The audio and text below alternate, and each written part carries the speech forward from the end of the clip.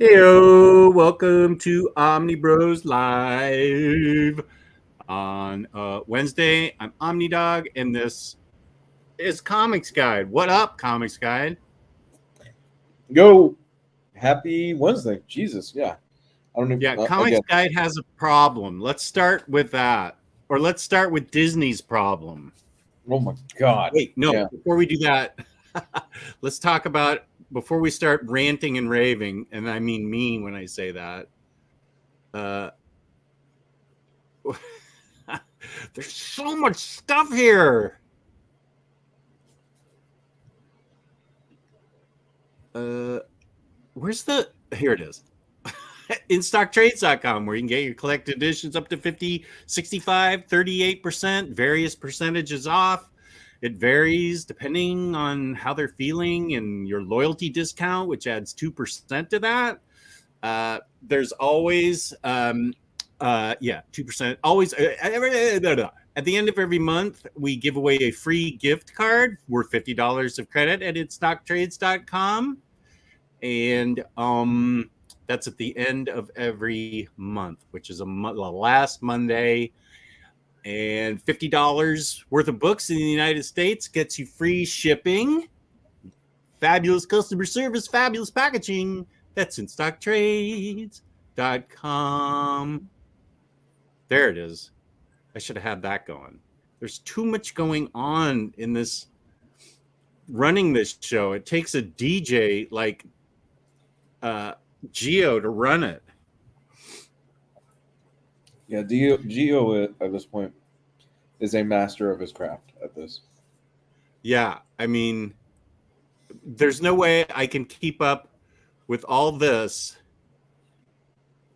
and go to the brand and although I love that one. Worst episode ever. I love that.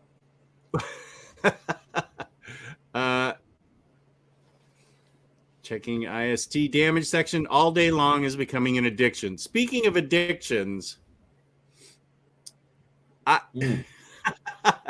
in the Omnibros chat, Lou said, I just have to say that I just thought this was funny. We just heard that there's now a Toy Story 5, which I think should be called milking the heck out of it. Toy Story 5, we're going to milk it for all it's worth. And then what? Frozen 3 and Mary Poppins 12 or something. So Wait, they're really? just going back and no, I can't remember what the third one was, but they were. Oh yeah, baby! Frozen peanut M&Ms are the best. Those kept me sober for 2 years. My first 2 years. I had some weight gainage with those, but it's nobody pulls you over for eating frozen peanut M&Ms. I can promise you that. This is true. So Lou goes, Toy Story 4 was words to the effect. Toy Story 4 sucked, although the 4K disc is beautiful. And I said, what? Yeah. What the hell? There's our topic for the night. What's the deal here? So Okay, I said that would be the topic. What is the deal? You think it? Zootopia. That's right. Well, that's okay with me. Zootopia was. I loved Zootopia. Oh my God, Zootopia was great. Yeah. So Gabe and I have this shared disdain for Toy Story 4. We both feel that Toy Story 4 is just hot garbage. And it doesn't actually do anything in terms of the story, really, because it kind of closes out Woody's story, whatever. But I didn't see it, so I don't know. Oh yeah, you don't need to. 3 is that perfect cherry on top where it just goes full circle. You have closure. You have that beautiful emotional moment where Andy leaves his toys with the little girl and he's heading off to college and all this stuff. And they move on. And it's a new generation of a child that can play with Andy's toys. Beautiful. Toy Story 4 shits all over that. I didn't see it. I was sort of out when I heard there was a plastic fork that was the new character or something. Forky, he's horrible. I hated Forky. Forky. Yeah, no, he's terrible. Forky is horrible. So along comes Toy Story 4. And me being the generous and open-minded and understanding person that I am, Jess, I can say that. Okay. Toy Story 4, I go, you know what? I'm going to give this a shot. I'm watching the movie. I'm going to try to keep giving this a shot. I'm out. That's literally the pro. I was just like, this is pointless to me. It just feels like you're milking the franchise altogether. They try to hit you with the emotional moment at the end where, do you care if I ruin Toy Story 4 at this point? No. Okay. No. I'm All okay. Right. Well, the basic ending is that Woody ends up becoming a carny, and he joins a bunch of toys that like. I thought you were going to say something completely different, like a drug addict or something. I mean, that would be an interesting route to go. He becomes a carny, and he ends up leaving with like these toys that basically are at this carnival, and he's like, I have found my place, I found peace. He reunites with Bo Peep, and they separate the toys. I'm like, okay, cool, whatever. Kind of predictable and just pointless. Overall pointless. Here comes Toy Story 5, and they're going to keep digging up this grave and just keep trying to milk the hell out of it. Personally, I don't think we need a Toy Story 5. I think it's done. Just stop milking it. Now, I don't mind so much the little specials, because I think the little specials are actually kind of cute and pretty cool, and a good way to keep the story characters relevant and all this other stuff. We don't need another movie. We really don't. It's done. Little specials? Yeah, Are there like shorts? Yeah, there's shorts and stuff like that that they dropped after Toy Story 3 and after Toy Story 4, which actually the shorts aren't bad. They're pretty cute and they're pretty cool. Cleveland Brown nailed it on the head. Toy Story 4 is the crystal skull of the franchise. There, I said it. I didn't see that either. Was that Indiana Jones 4? Yeah, you've never seen Indiana Jones 4? Was that the one with Shia LaBeouf? That's the one. Yeah, no, I'm not a big Shia LaBeouf fan. I did like Even Stevens, but that was the last time I liked him. So you don't know about the infamous beginning of Indiana Jones, right? The fourth one? No, I don't know anything about it. I didn't see it. Dude. Oh my god. So this is actually pretty dumb, but you got to go with it in certain ways because it's an Indiana Jones movie.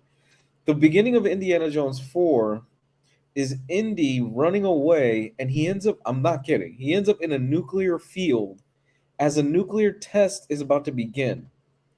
He survives the nuclear test because he sees there's an empty fridge inside of the nuclear field, and it says lead on the side of it. So he closes it, and he hides inside of it. That protects you from a nuclear explosion? No. What? He would be a cloud. He would be dust. His shadow would be the only thing that would have survived. And if I remember correctly, I think Lucas defended it, saying, "Oh no, I talked to scientists, and the scientist said, yeah, he could totally survive it." I'm like, okay, oh yeah, you got or is that Spielberg that has that thing where he talks? One of those guys. Yeah. I thought you were going to say somehow he gets turned into Shia LaBeouf or something. What part is Shia in this movie? Who's he? Okay, so I don't think Shia is in this one. Shia. Oh, he's not in Crystal Skull? No, he's in Crystal Skull. I thought you were talking about the new one that's coming out. Oh no. He plays Indy's estranged son that he didn't know he had. With Karen Allen? Yeah. Is Karen Allen in it? Who? Karen Allen, the girl from Indy's past in the first Indy movie. Yeah, I think she's meant. I think that's her, if I remember right. It's been a long time since I've seen the movie. I saw it in theaters way back. I actually have the 4K disc. I should probably watch that. Oh, I have a wait, problem. she is in it. Where Crystal Skulls lost me was when Karen Allen just drove off a cliff saying everything will be okay. What in the what? Dude, it is a wild movie. It's so weird. So Shia LaBeouf I've always had a plays crush on Karen Allen. Shia LaBeouf. I had the same thing, but with Lisa Bonet as a kid. Oh, okay. I can see that. Lisa Bonet is still beautiful. So he plays his estranged son, and the funny thing is, at the end of the movie, They Indy kiss? is leaving. Indy's leaving. No, well, that would be weird. Indy is leaving the church, and you see the hat on the floor, and you're like, "Oh my God, Shia LaBeouf is going to take over the franchise." And then Indy picks up the hat and he puts it on his head, and he's like, "Not yet, kid," and he just walks away.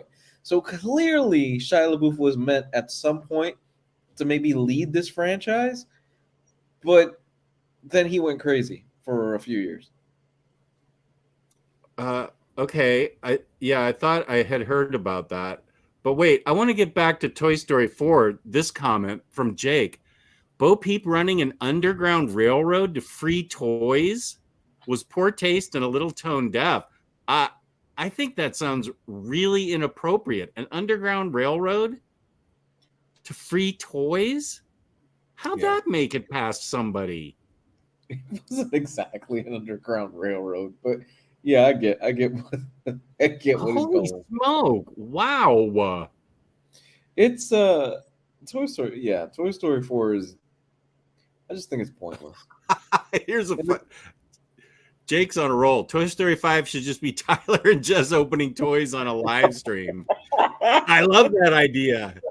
If we call it that first, can we get the rights? Toy Story 5, Jess and Tyler opening toys.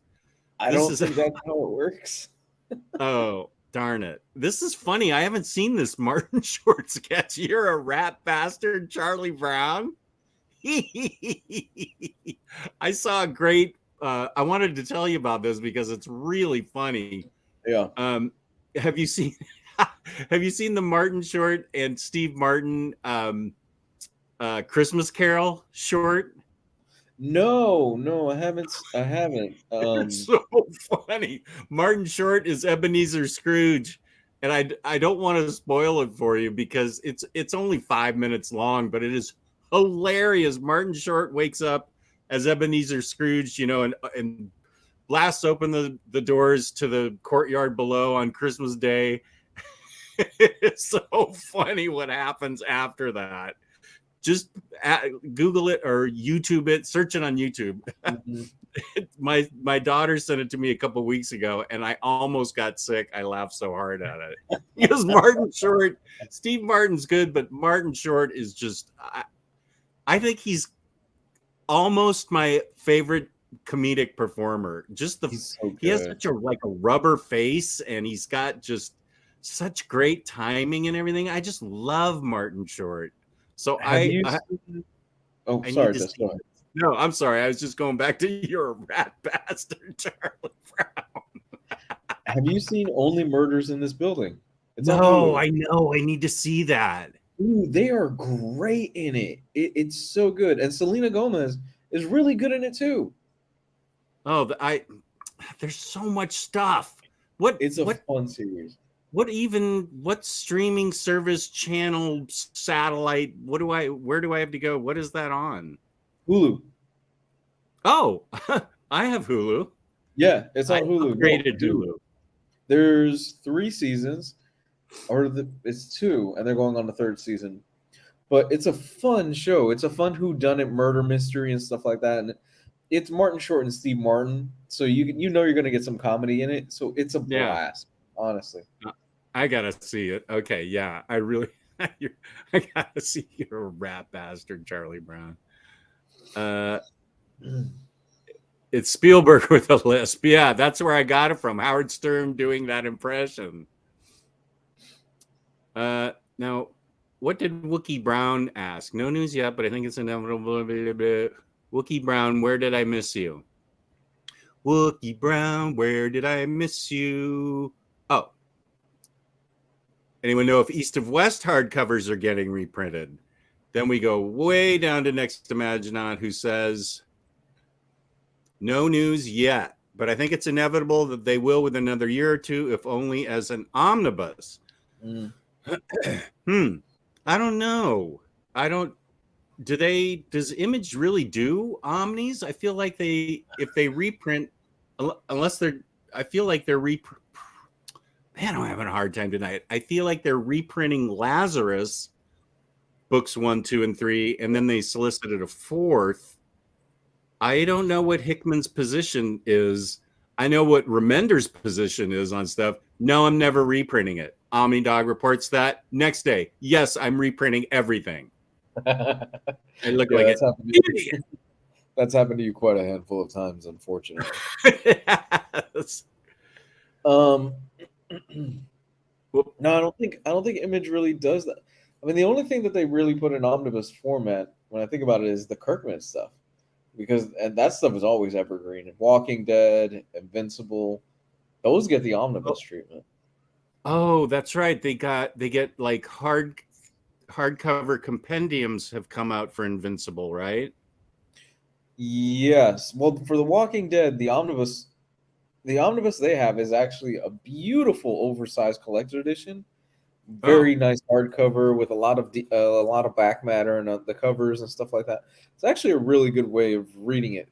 If that is the omnibus, yes, I'm thinking about yeah. It's oversized. It's huge.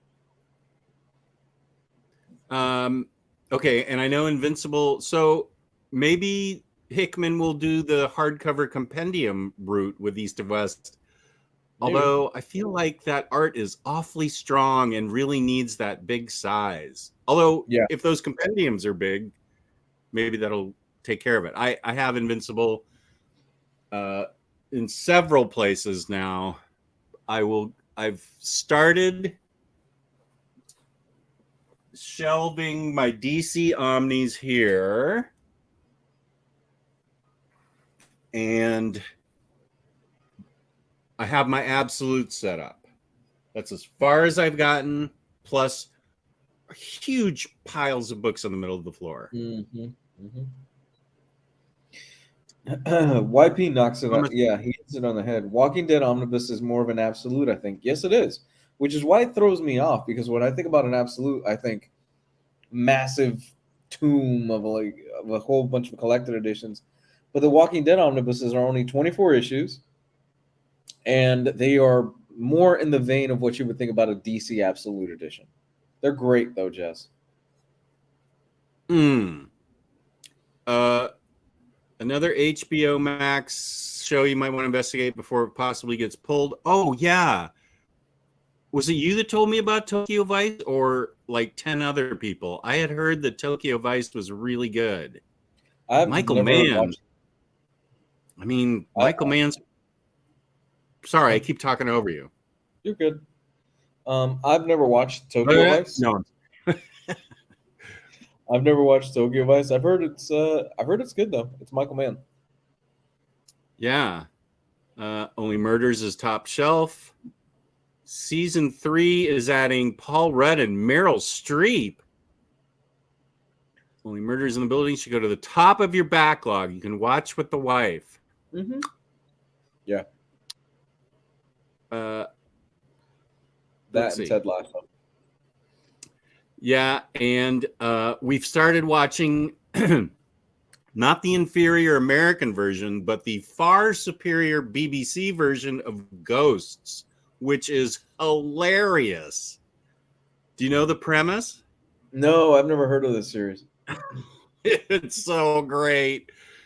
This young couple buys this old mansion out in the English countryside, and before they get there, it's populated by all the various people that have died while living there in the state that they died. So there's a Boy Scout leader with an arrow through his neck. There's a parliament member that only is dressed in his coat and tie without trousers because he died while having relations and there's a caveman.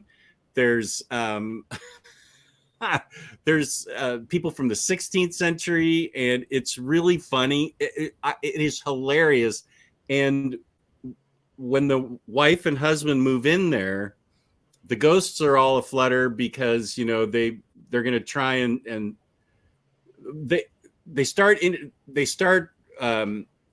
they see the internet, and television gets turned on for the first time in a while, and they can observe it. And then the wife takes a conk on the head, goes to the hospital, and she can see the ghosts. And the ghosts, she can communicate with them. And it's a riot. It is a huge riot.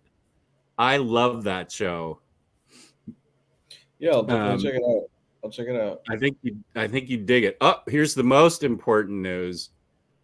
That's right. Harley tomorrow's special.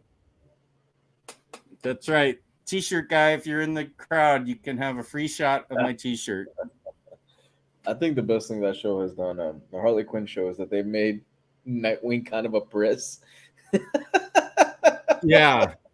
Oh, I love that. It's so good. I think that didn't they have him on the final episode driving one of those big bicycles from like the 1800s with a giant wheel because he couldn't. I think that's all he had. Like Harley got the Bat Jet. I love Damien. And Damien is such an asshole. I know, yeah. It's hilarious. I love that show. Oh my god, the Harley Quinn show is great. Even though I see, here's the problem I have. I have a problem similar to you, except it's because I love it. I want to get that on like 4K, all 3 seasons plus this special. Just so I can have it. Because I do want to binge it again. It's so great. I love everything about it. Oh, here we go. Here we go. Ted Lasso and Severance are amazing. Yeah, Lou loves Severance, and I really want to see that. It's incredible. Here we are. Now, is your wife close at hand to see how my pronunciation is? Baby? No, she's asleep. Oh, okay.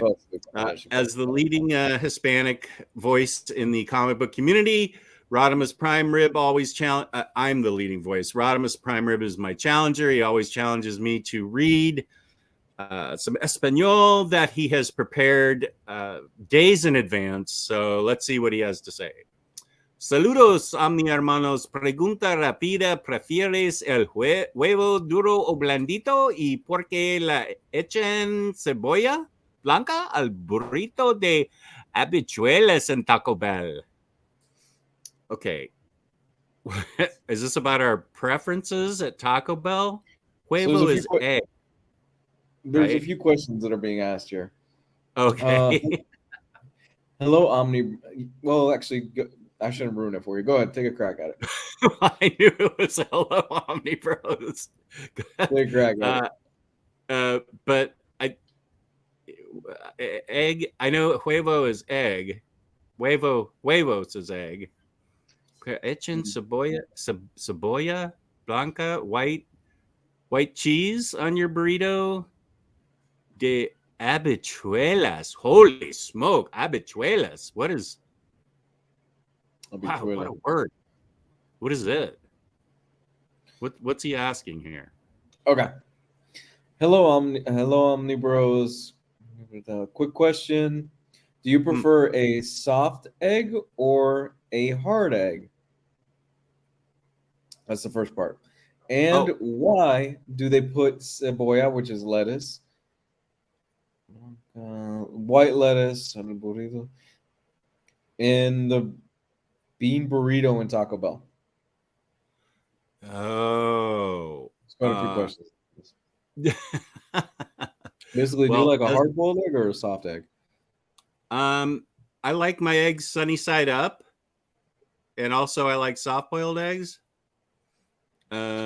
So I don't like hard. I mean, I'll eat a hard-cooked egg, but I'd rather have them soft cooked, preferably on a burger with bacon. Oh, that sounds good. And then the lettuce thing, I think that's pretty Americanized for Cebolla is some reason. onion. My mistake. Cebolla is onion. Oh, it's onion. Why do they put onions in their burritos? White onions in the burritos, in their bean burritos.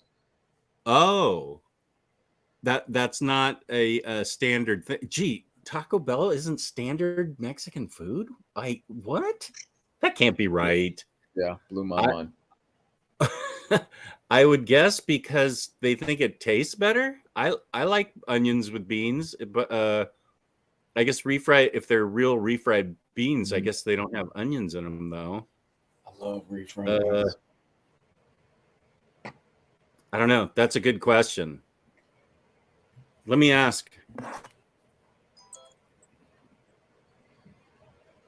My phone just went off in my ear when I pretended to try. Okay. That's a good question. This cracks me up. I don't know why, but I think it's so funny. Hey Larry, I have the Walking Dead Deluxe OHCs 16. I can't wait for them to start collecting the new colored versions. Postal and Black Science are coming out as compendiums. N-Man says, I hardly see Walking Dead omnibus editions in collections. Most people have the compendiums or the other smaller HCs. I had the compendiums, but there were some great deals on 2021 on the Omnis. Oh, yeah. This is a Harley one. Bane. Yeah, he's great. Noir Wolf, I did not. I went there. There's a little tension in the house between Mr. and Mrs. Omnidog on vinyl right now. Omnidog is having to offload lots of vinyl, and I'm, besides books, statues, action figures, I have to sell vinyl. As much as I wanted that Batman vinyl,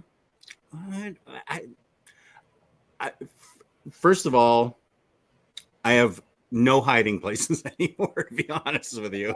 I couldn't have hidden it. You know, I had hiding places because I would get the mail and go through the garage, drop it in the pile of boxes, and then just walk in with like the regular mail. So I don't have that anymore. I have fewer hiding places. So that was I had to make a decision, but I really wanted it because it's been, it's sold out like that twice now. So it's really popular. I could trade somebody the Tron soundtrack to it. For some reason, I have the Tron soundtrack. That's a hell of a good soundtrack. Cebolla is onion. Okay. Yep. Through. Here, I have a question for the chat. How about this? Question for the chat. For those of you that have been collecting Walking Dead in whatever format and stuff like that, let's say they do put out deluxe, oversized, omnibus editions, absolute, whatever you want to call them, but it's the color version, and the only thing different is that it's in color now. Will some of you double dip? Okay, that sounds fair. Yeah. Dude, in the estate sale, I sold 1,500 albums, and that's not enough for my wife. You think that'd be enough, right? 1,500 albums? I made serious dosh on that album collection. And Jesus.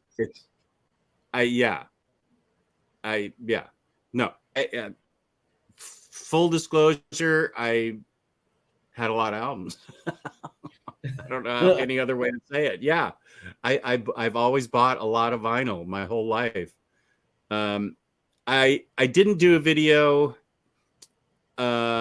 because I don't know how well a vinyl collection would show up on video. People wanted to see my vinyl collection, but I mean, there's a little bit of it right there, and you can already see that it's hard to see the spines, except for the big Slater Kinney box sets and stuff like that. Whereas with Omnis, you know, it's easier to see the spines and stuff in a tour. So I didn't really. I will make my playlist on Spotify public at some point once I weed out all the country music that my wife has on there that she plays for old folks at the old folks home. Oh, yeah. Sometimes sacrifices have to be made. Oh, Noir Wolf, did you get your gift card? Because I just heard from Emily today that she put it in. It takes 5 or 6 days to happen. Oh. Okay, Mr. Tech says no to your question. Okay, fair. And Larry Library, absolutely double dipping, as I prefer color. Oh, okay. Stick with my Wookie Brown. Will stick with my non-colored Walking Dead Omnis. Not really. Great series, but too many great books need purchasing for double dipping right now. Those color versions are a cash grab, I think. I'm not double dipping. The only color version of a series I would double dip on would be Akira. Hopefully that will come at some point. No on Walking Dead Color Omni unless there is more added. Added color is not enough. Oh, which Tron soundtrack? I'd be your buyer for that, Jez. It was the very latest one. Because not only did I have 1 or 2, but I had 3 of them. Lucky for me, eBay has a premium on those for some reason. So I offloaded 1 and thought I was done. And then I uncovered 2 more. Jesus. Which shows you that I have no... yeah, it's an issue. It's a freaking issue. That's that Punk. That's a great soundtrack. What's that one? Oh, yeah. That's that Punk that did that. It was a great soundtrack. Right, but we got if you see my Spotify list when I make it public, you'll see purged albums there, and that's when Patty stood over me as I was going through my album, saying, "Is that on Spotify? Is that on Spotify? Is that on Spotify?" I was like, "Yep." I said, "Wait, this Bad Brains isn't on Spotify. I'm keeping Bad Brains," and I ended up keeping all my punk records because they weren't on Spotify. Yeah. But yeah, so I like Led Zeppelin and Pink Floyd and that stuff, which is actually what people really pay the big money for now. That all got sold because it's available on Spotify. Okay, Noir Wolf, contact me at, this is a different email, omnidogsvault2@gmail.com. I'll sell you that. You might have a sale. Yeah, and that'll make my wife happy. Just how many albums do you still have?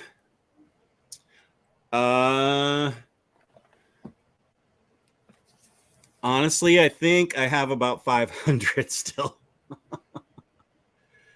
Wow. I think I still have about 500, and I need to cut that in about half. Really, I need to really get it down to what I really, really love, which is ambient music and punk rock. And I like some video game soundtracks too.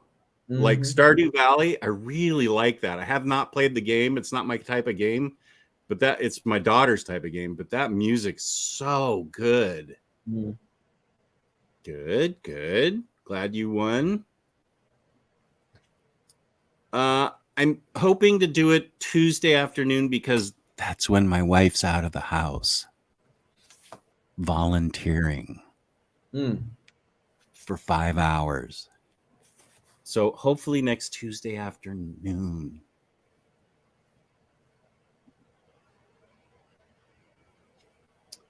Well, you should have spoke up sooner, Jake. You know you're my boy, but Wookie Brown, who's to say? A lot of comics are black and white for money reasons, not for aesthetic reasons. When WD started, Kirkman wasn't a big name. Is it? You certainly should. Here's James with my email address for you, Noir Wolf. It's too late now. It's probably selling for $100 on eBay. Unless you want to give me $100 for Tron, which I totally would not do to you, Noir Wolf. What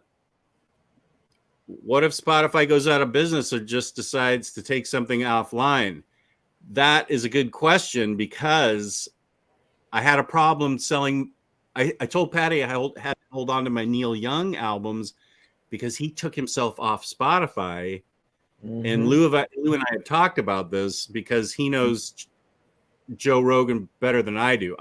The only thing I've seen with Joe Rogan was Artie Lang interview, which was amazing. Good interview.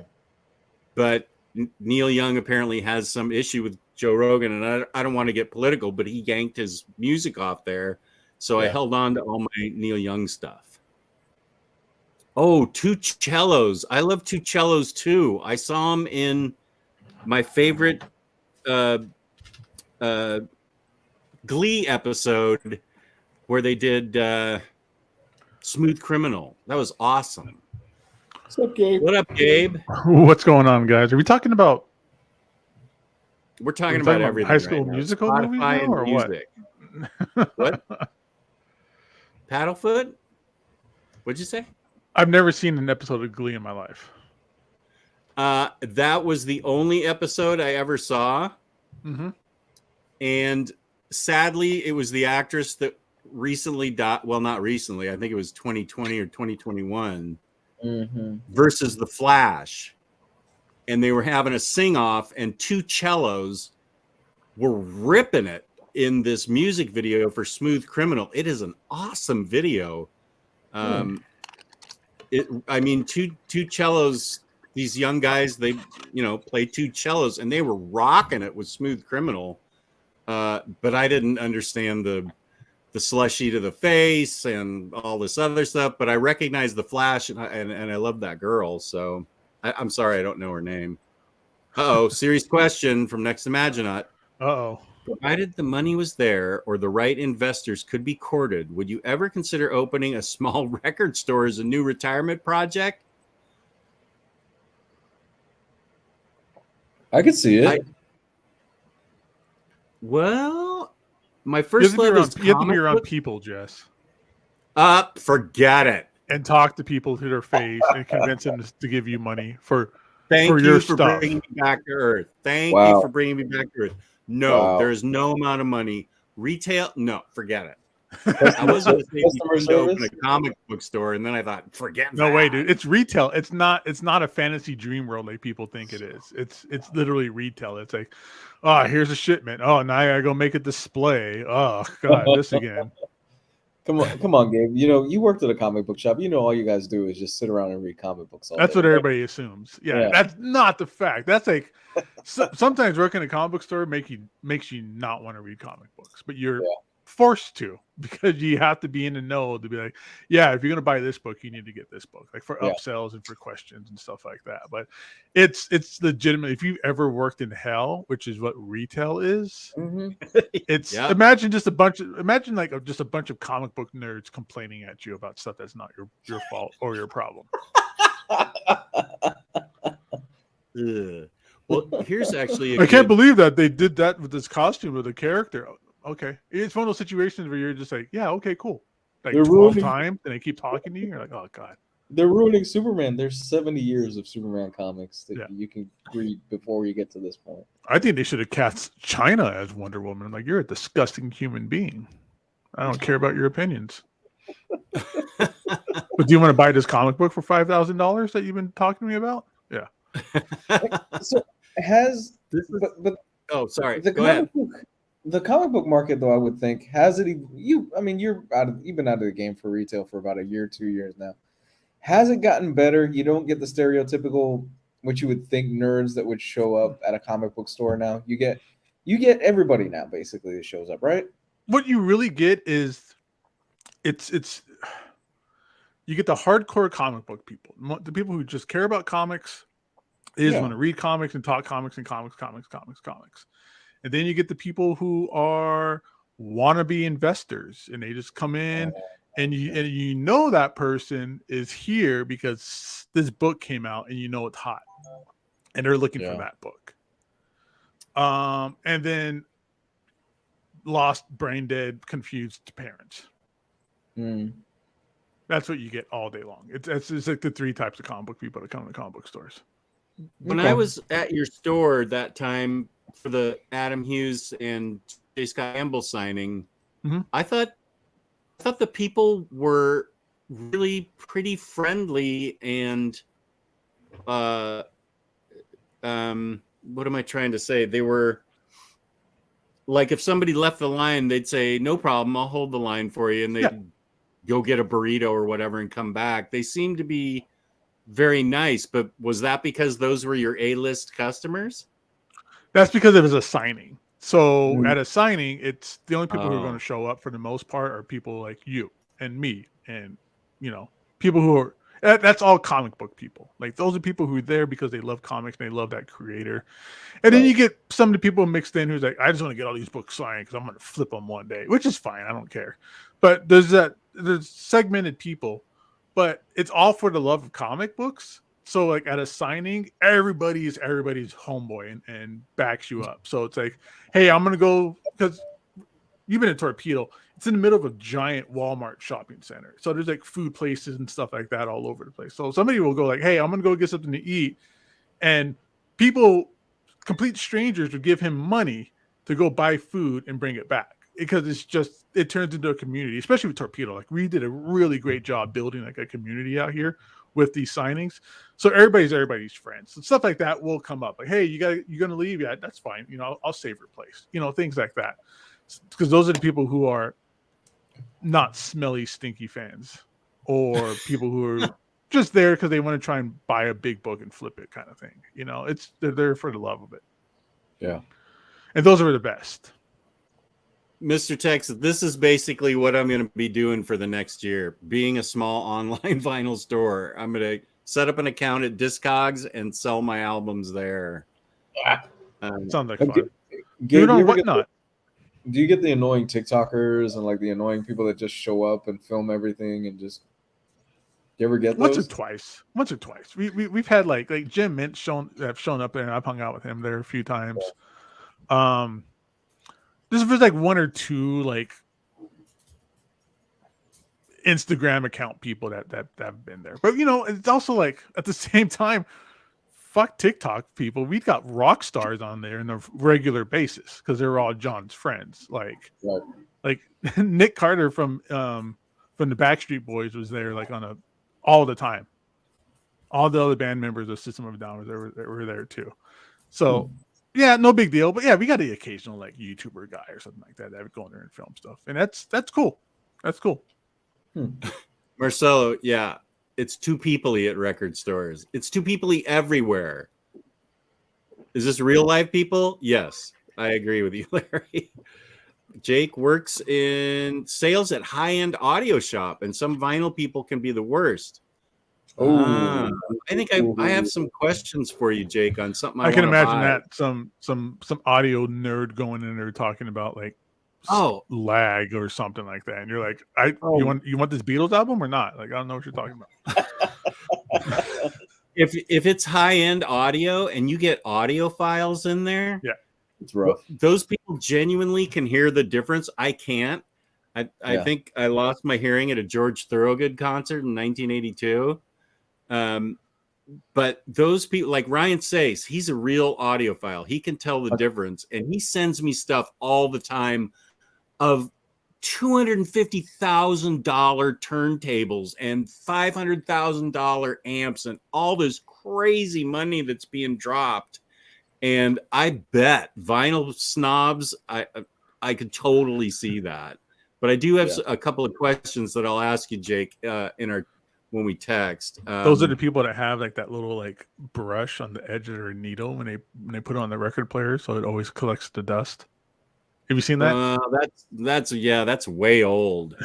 Now you gotta clean the record, and then we didn't tell Tyler Blunt this. Ryan and I are always pranking him because he's always thumbprinting up his albums, which you are not supposed to do.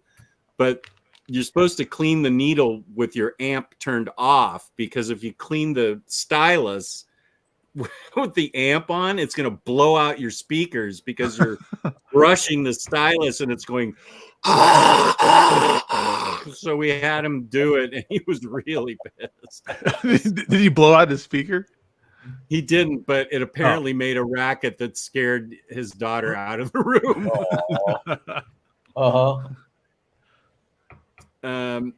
Let's see. Wait, I want to do. Everybody's telling me about good two cello songs. Living on a Prayer. Ooh, Thunderstruck. I bet that sounds good.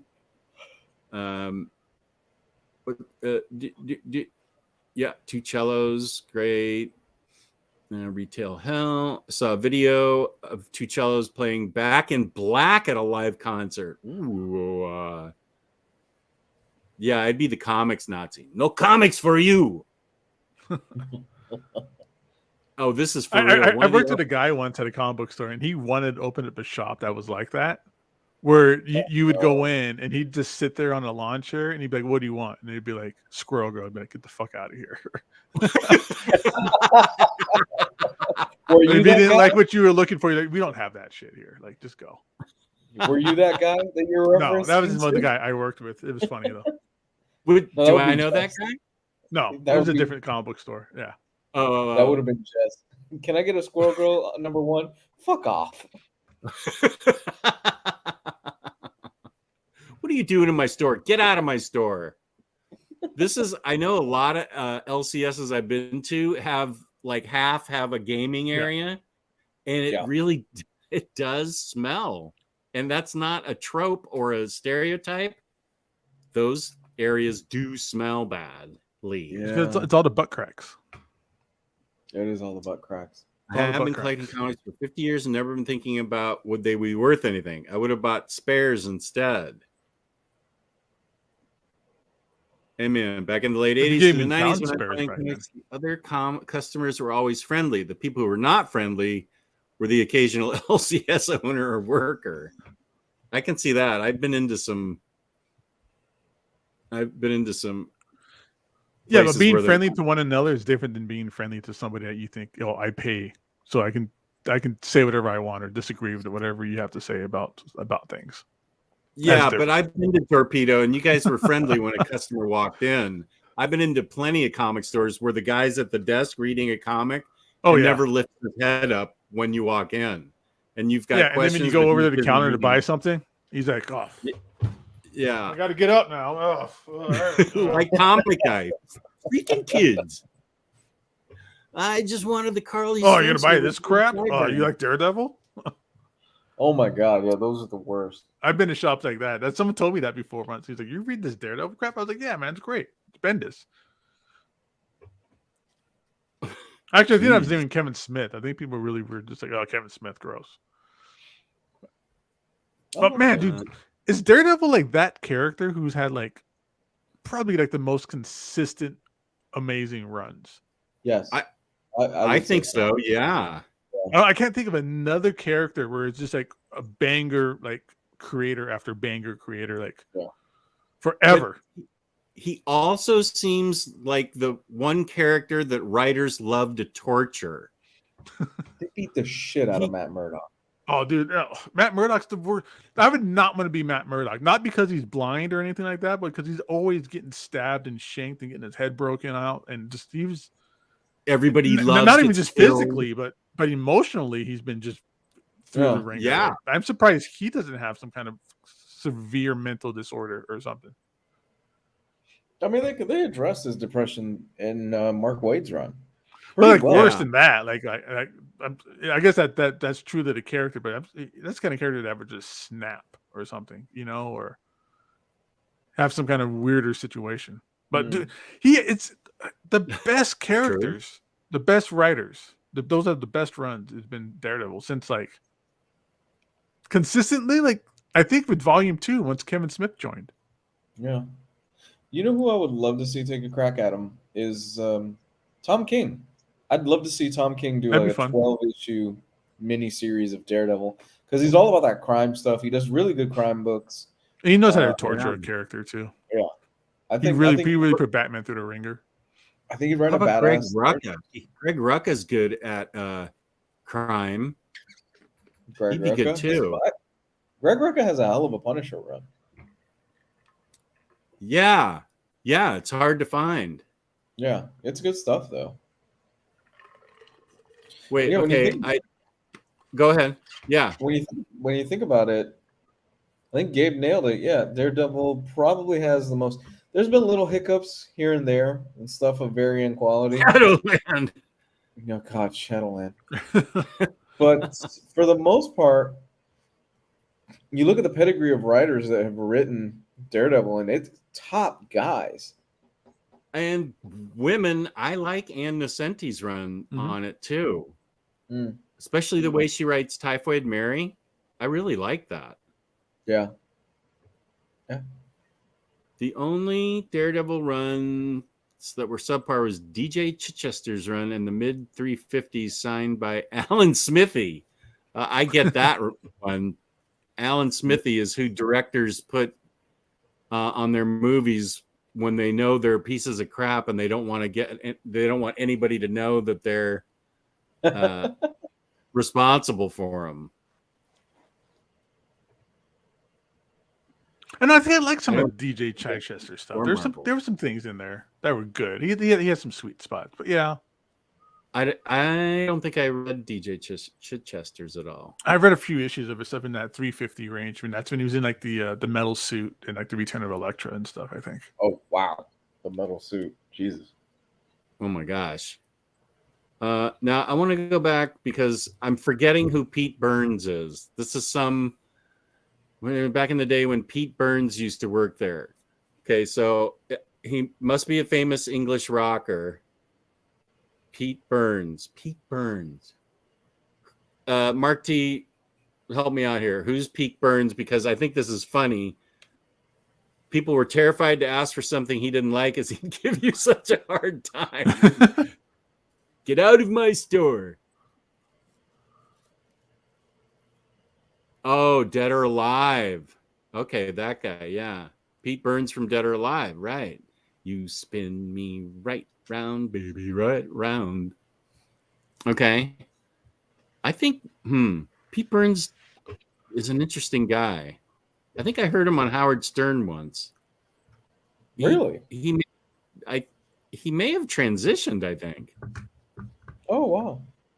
If that's the guy I'm thinking of from Dead or Alive. One of the lesser runs by Daredevil run that was really good was by Carl Kessel and Kerry Nord. Yeah, it was over the phone, right, Mr. Tex? Was I right? Did Pete? Not that I care. I mean, do whatever you want. But I thought that was an interesting point. Oh, fuck! He's dead now. Well, he did the big transition. Sorry, buddy. Ain't coming back from that. Oh, depending on what you believe in. Holy smoke. Damn. Let's change the subject. I remember I sold Adam Jones from Tool, a 9.8 Conan #1. That's cool. I like that when I talked to John that when I was there and he found out I was from Virginia, he said, "Yeah, I'm in a band." And I was like, "Uh-huh." He said, "I'm in a band." And we were playing a concert there, and our lead singer was 7 hours late because he was playing a basketball game and got caught up in DC traffic. I'm like, you just said you were in a band, like it was nothing. It was so cool. John's a really cool guy. He's super cool dude. So you mentioned Tool. Isn't Maynard known for being ridiculously difficult to work with? I guess. I don't know. I think the only one from Tool I've ever met, I think, was Adam Jones. Oh, okay. He come in because he was a comic book guy, so he would come into the shop, and he would just be digging in the back issue bins and stuff, and I'd be chatting him up about Jack Kirby, and we'd just be talking comics. He just digs, like he's just a comic book guy. It's awesome watching that kind of stuff happen. It's like, who's this guy? This guy's a comic book person. because and any of his best friends was Jim Lee. So like Dan DiDio would pop in there sometimes. Jim Lee would pop in there sometimes. They always have some other like DC exec with them, and we just hang out and talk comics. Jamie Palmiotti would pop in, and we would just be looking for old like DC archives of Enemy Ace and stuff like that. So That's awesome. Here's a question for you guys. What are the biggest pet peeves of comic book shops? I've got a handful. I'm gonna go with as a customer. Cats, as a customer, cats walking around the comic book, the long boxes. I've seen that. Cats just bouncing around long boxes and stuff. I'm like, oh Jesus. I've never seen that. I've been in shops like that. I think the inattentive guy at the desk is my at the front thing would be my pet peeve, because Third Eye in Annapolis that now has like an empire. There's like 7 stores around this area. As soon as you walk in, they're like, "Hey, welcome to Third Eye. How can I help you at all? What do you need? Let me help you." And they were like, "I'm just looking. Cool. I'm right here if you need help." And that's all their stores. And so I love going in those stores. That's how it should be. That's how we were at Torpedo.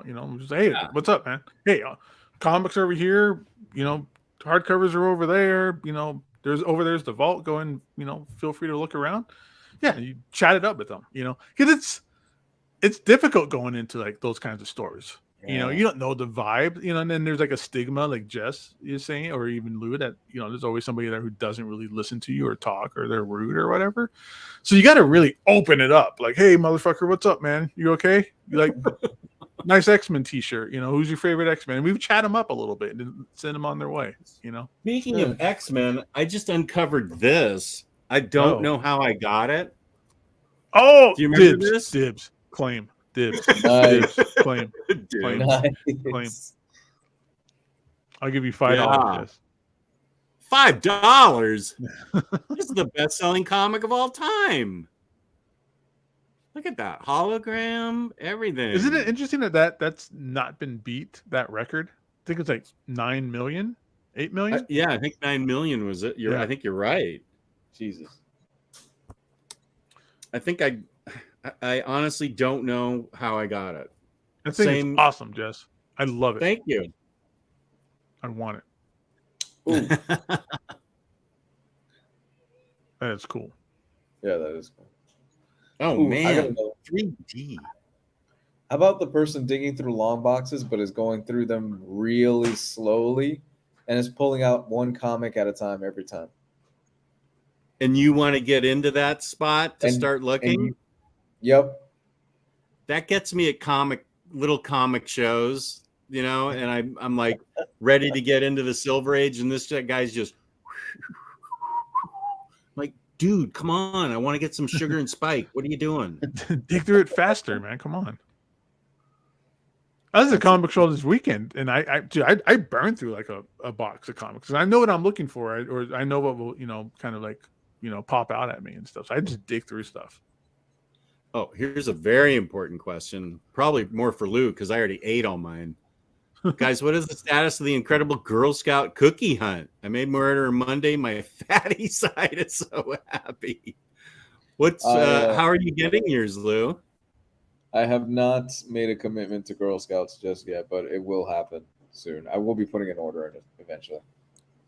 And who do you go through? Will you go through your daughter, or are there people that selling them? No, my plug is done. Who's your plug? Yeah, my plug is out, so I got to figure that situation out. Oh yeah.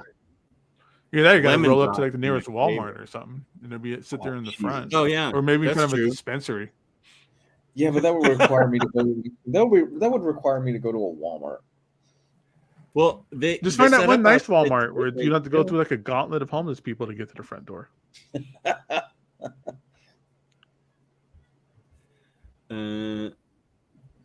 Comic pet peeves when their back issue bin's not organized. I hate it. I hate it. Unless it's unless you're doing like a sale in terms of like, oh, this is like the quarter bin or the dollar bin and stuff like that. That could be disorganized as much as you want. I don't care. Yeah. It's fun to dig through that. But your livestock of books. You know, it needs to be organized. It needs to be alphabetical. I hate it. Or you know what's the worst? The ones when you go in there and the back issue bin says prices will be checked at counter. Like that. And you're like, man, motherfucker, god damn it, dude. No, like, that means you're gonna look it up on eBay. You're gonna, it's gonna take you 20 times longer to check me out, and you're gonna be up there pricing it in front of me, overpriced. Come on, like, stop. Don't want to do that. But I've heard of lots of places where you'll take a book up and they don't give you that statement when you're, they don't have it listed on the. So you think you found something really good, and then the guy then looks it up on eBay. That is just not happening. No, that is. I just walk out. I'm like, okay, well then, you know what? If you don't do that, then that means we can negotiate, right? We can haggle, because you definitely didn't know that was a $10 book 5 seconds ago. So I'll give you $3 for it. Batmanda, I don't know that that's the original Tron vinyl. I think if you're thinking of the 1980s movie, this is the new Daft Punk vinyl. But I'm if it's the new one you're looking for, I have 2 copies. I'd rather sell it to a fan than sell it on eBay. So James, can you list my email address again, please? If that's what you want, Batmanda, sure. It's Silverback Stud 67 at AOL.com. Does the kids working there get bored when I talk about comic book? How it used to be? Yeah, maybe. It's weird going to a comic book store now. Me and it's like a bunch of younger kids in there now. I'm like, and I'm like, dude, you guys got like, they're like, what do you like? I'm like, 90s stuff, and they're like, ugh. I'm like, no, dude, you don't understand. Like, the darkness is the best. You got any Jeff Johns Green Lantern, right, Jess? Well, that guy with the beard asked me if I like Youngblood. Youngblood. I love that stuff. Love it. Let's see. Pet peeves, comics not bagged and boarded. Oh my God. I went to a shop that was like that. It's the biggest fucking annoying thing. I'll tell you this, though. There are people, though, who don't like it when you go into a store and it's all bagged and boarded, like all like the new books. What? People complain with me all the time. They didn't like that. I'm like, dude, you can take it out of the bag and open it and flip through it. I don't care. It's not taped, Yeah. But people always complain that they didn't like it. Like they wanted to be able to, like, oh, you'd sell more if you could open it up. And like, you can open it up. Like nobody's saying you can't. It's just we put it on there so that your Cheeto fingers, at least get like some kind of wiped off on the bag before you open up the comic. Cheeto fingers. Oh, okay, Batmanda. Yeah, I thought maybe that's what you were looking for. Sorry. I have multiple copies of the Legacy vinyl. That's funny. That is the one thing I do not miss about the convention scene is by day 5, you can tell the people that have not showered the last 5 days that go to the conventions. Yeah,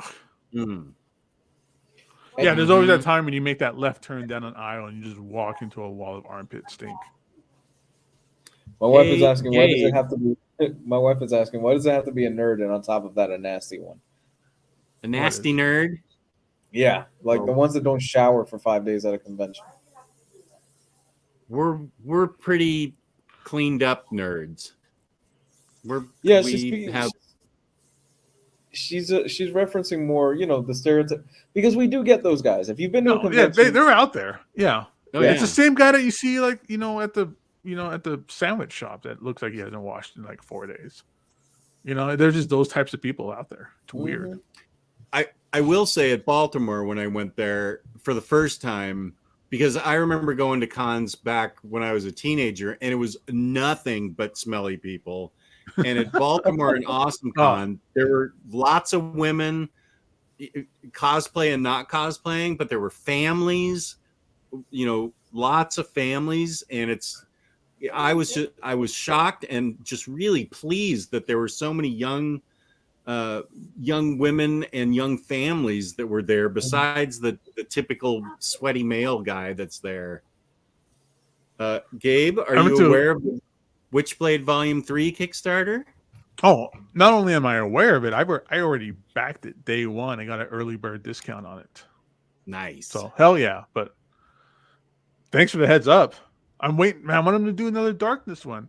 These Kickstarters that that Top Cow are doing for Darkness and Witchblade, they're great. You get a lot of cool stuff that they give you, and it's Witchblade and Darkness, right? So what's there to really not like about it? So. Whoops, I'm changing this for Batman to be. That's more of a Minister of Comics one. Oh man, Minister of Comics is the one that says, "I say thee nay."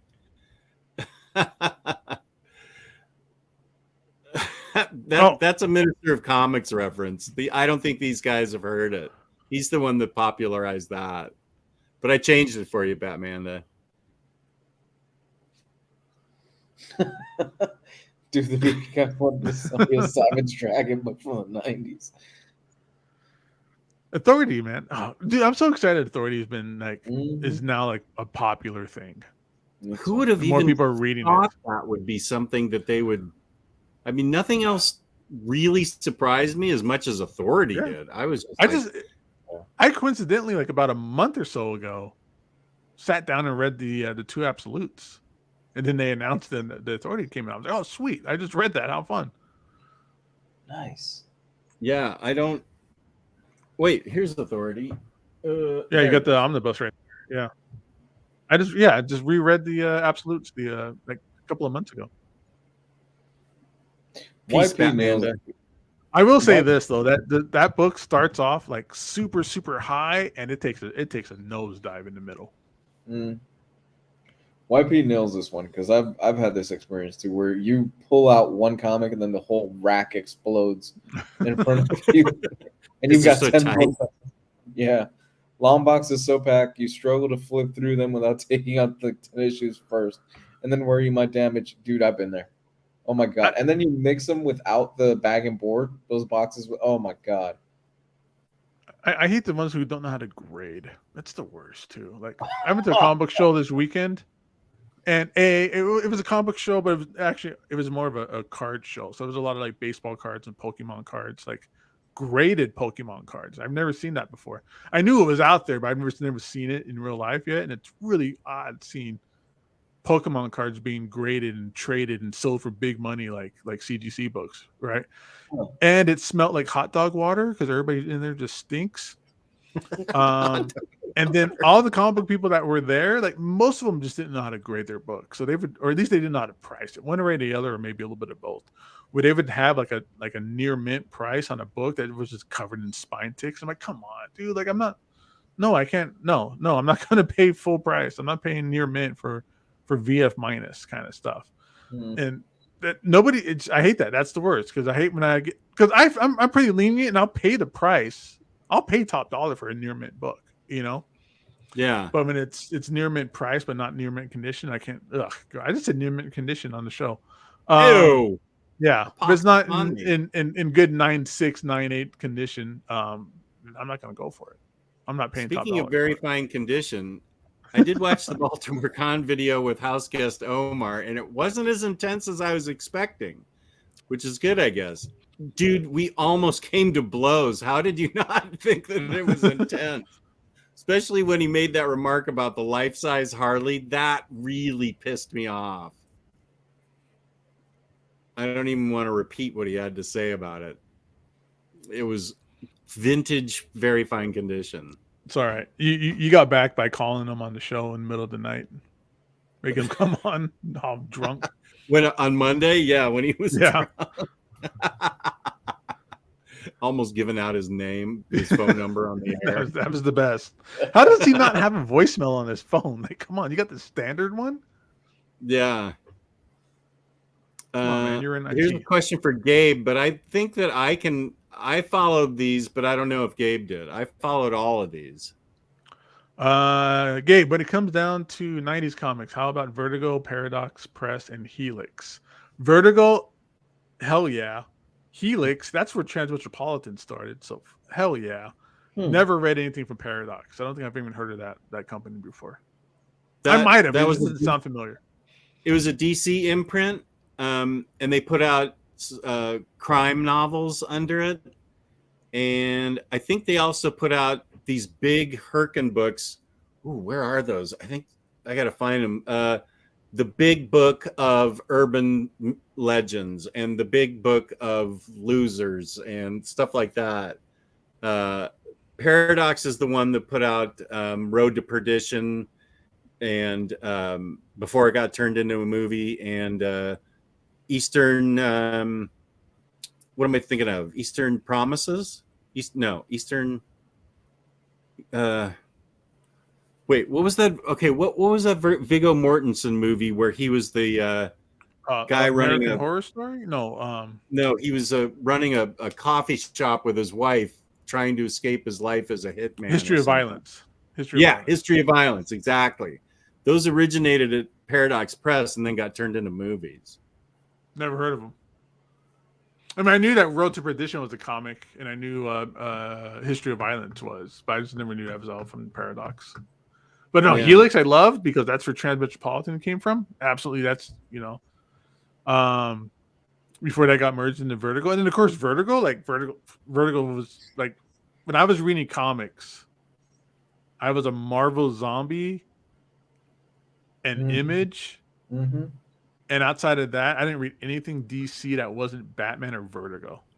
Like that was my pull list. Was like as much Marvel as possible, as much Image as possible, and DC would be Batman, Detective, Robin for a bit, and then anything Vertigo. Yeah, this is what it was like, Batmanda, as I rained blows upon him from Seinfeld. Uh-oh, Larry dropped his sleeper Omni. That's the one Omni I cannot find right now from DC. Huh. My wife and a friend, did me a solid. They opened up like 60 boxes, but then they just put them all on the shelves in random order over in the other room. And I haven't found, I know I own it, so it's somewhere in there in the thousands of books on the floor. That's such a good series. I wish they had that. I sold my Omnibus, and I wish they had it like in a nice trade paperback or something. That was such a good series. That was You don't want to buy it in the new Omnibus? No, I don't want an omnibus of it. I don't want a big giant book. Yeah, you're kind of not into that right now. Not the big giant book.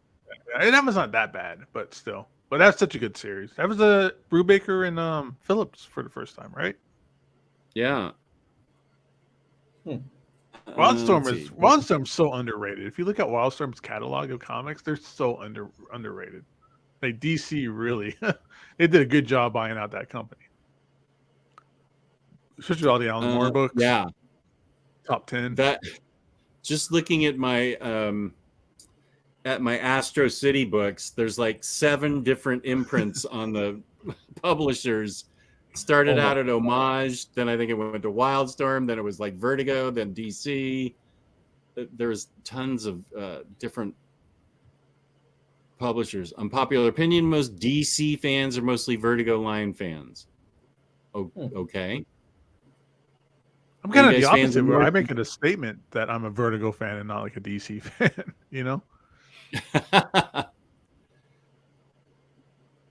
Are you guys fans of Morrison's Batman run? Been considering jumping in because I'm loving Tomasi's run. Parts of it. I love it, but it's also I just shelved it right here. He covers amazing things, and it's not as Morrison-y as other stuff. It's very understandable. That's the one with Dick. That's the one with Dick as Batman and Damian as Robin. That's the second half. The first half is the stuff, the Zurin R stuff. Weapons grade crystal meth, where Batman gets injected with. I can't believe this went through the editor and it was published on the page. Weapons grade crystal meth, because regular crystal meth just wasn't good enough for That's Batman. some serious Sudafed right there. Weapons grade. Yeah, so that first half with the Zurin R stuff and everything, it's kind of like not super Morrison-y, but I love that. Yeah. I like love the that second half. because I can see that after Final Crisis, not Final Crisis, is when I really started picking up and enjoying it more.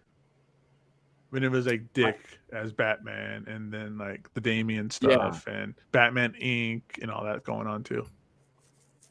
And the return of Bruce Wayne. Yeah. Once it starts getting into Batman Inc. and my favorite part of the run, Batman and Robin, it's okay. I'm like, this is fantastic stuff.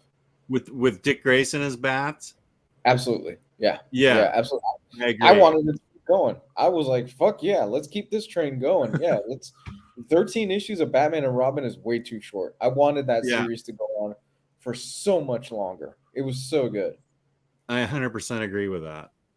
And the reason I like the earlier stuff is because it took its he took his ideas and fleshed them out from those Silver Age weird things that I love so much, like Batman of Zur-En-Arrh and stuff. That's very, very Grant Morrison-y. Yeah. How do you? Yeah. I mean, how do you feel? It depends on how do you feel about the concept of Bat God, which is basically how Morrison does, and how Batman has a backup system in his brain that takes over when there's a lot of trauma that happens. I'm paraphrasing. How do you feel about that? Because it's a bit of a stretch. I love that. I love that. But I get it. If you think the concept of Bat God is too much, I get it. I was fine with it.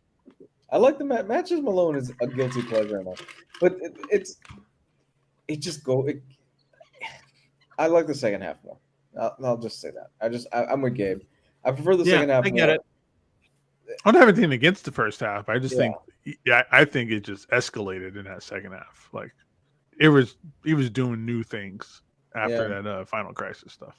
Yeah, where he hooks up with Jezebel Jet, and you're wondering, I wonder how this is going to turn out for you, Bruce.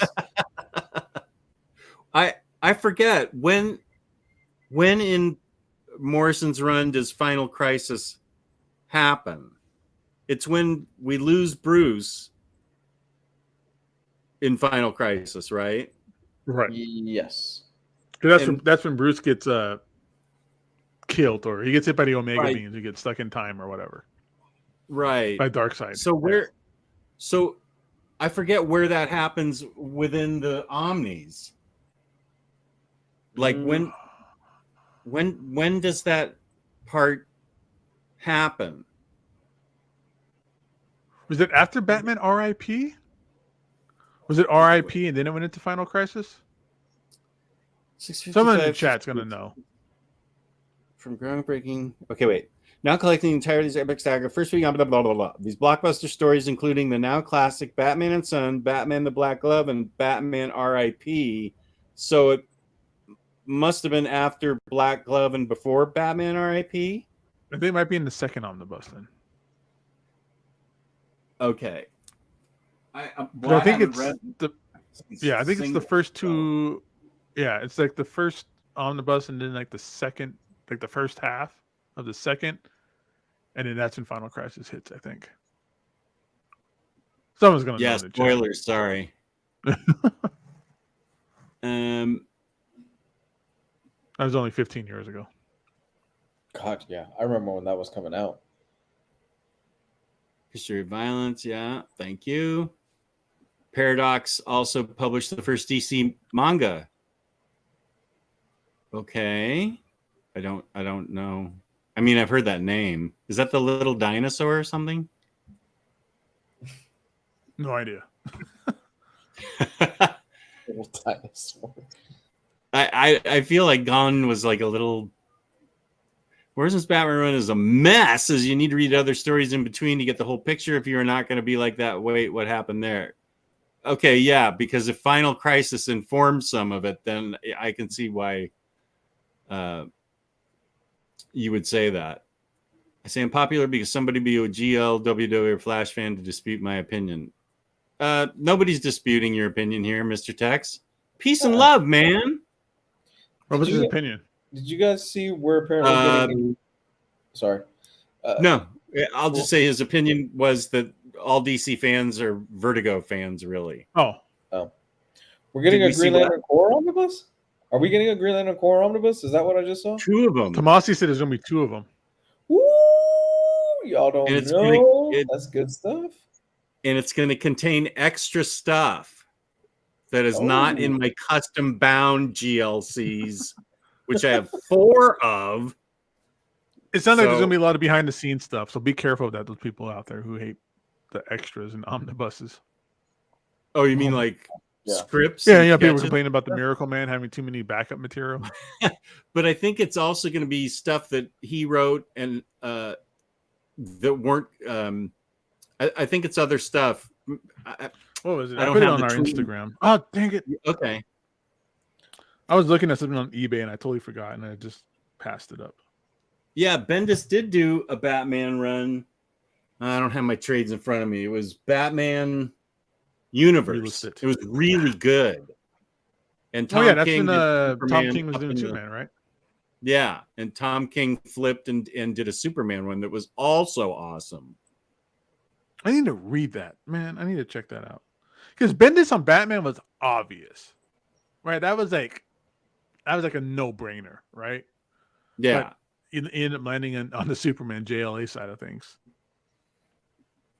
Do you guys feel the need to buy something when you visit a LCS, even if they don't have anything you were looking for? Hell no. I do. I hate it. I get guilt tripped like so bad to myself. I didn't buy a damn thing when that guy wouldn't lift his head up from the counter. I was like, bye. So Peter Tomasi's tweet, I have it on our Instagram. You guys can follow us, OmniBros_live. He says, I can confirm DC Comics is putting out 2 Green Lantern Corps omnibuses of Patrick Gleason and my Eyes Run, along with rare stuff included, like my first Mongol stories in Showcase and in between stories from other GL books. So these omnibuses can be enjoyed without any story gaps. That's pretty impressive. Just whipping it out. I remember when Lou and I were talking when I first got those Green Lantern Corps books bound about how much more enjoyable the Green Lantern by Jeff Johns was, as I had 2 Omnis in my lap and I was flipping I'm like, oh, okay, this goes to Green Lantern Corps. And I would be reading Green Lantern Corps and then going back to Green Lantern. It made the experience so much better to have that Green Lantern Corps stuff. See, I never read the Green Lantern Corps stuff until it got mixed in with Blackest Night. Yeah. And we did that Blackest Night read a while ago. Yep. And that was one of the things that made that such a great series, is that even like the ancillary stories, like the Green Lantern Corps part where you had to keep bouncing back and forth, it all fit and it was all great individually. Like each issue that was Green Lantern Corps, you felt like you got like a good piece of the story, and with Green Lantern, so it mixed really well. So I might be tempted to get these Omnis because I really want to read that whole Justice League Corps. I've heard nothing but amazing things about that run, and I've never read it. It's awesome. Marcelo, yes. Batman RIP, The Final Crisis, it's in the first Omni. Okay, that makes sense now. Can you read Tomasi GL run on its own, or would I need Jeff Johns' run to understand what's happening? That is such an interesting way, because it's usually the other way around, where people ask if it's usually flipped, where people say, "Hey, can I read?" Yeah, because GL was like the A list book. Yeah. Most people say, "Well, I've read Jeff Johns' run. Do I read Green Lantern Corps?" And it sounds like you're going from, "Well, I want to read Green Lantern Corps, but do I really need to read Jeff Johns' run?" Oh, I'll just say this: 100%. If you haven't read Jeff Johns' run, just turn your computer off or your phone or whatever you're watching this on, and go read that right now. It's incredible. It's, oh my god! And I mean, from like not just from issue 1, you have to do Rebirth. Like that Rebirth series is like, this is incredible. And now they're going to continue the series. Great. Oh, and the series is even better. Like just Jeff Johns just kept topping himself throughout the entire series, and then Blackest Night happens, and it's just I remember I fell down that hole so bad when that stuff was coming out. And it's a coincidence because me and Jess behind the scenes has been talking a lot about Blackest Night stuff recently. So just it's an incredible run. So you might as well just get both. Like just get ingrained into the Green Lantern stuff. Yeah, I got a new shirt. What is it? No. It's a Generation X. Oh, nice. Cool. And I think I think you should read that now because we all know Blackest Night is going to be the thing that's going to be the main James Gunn thing.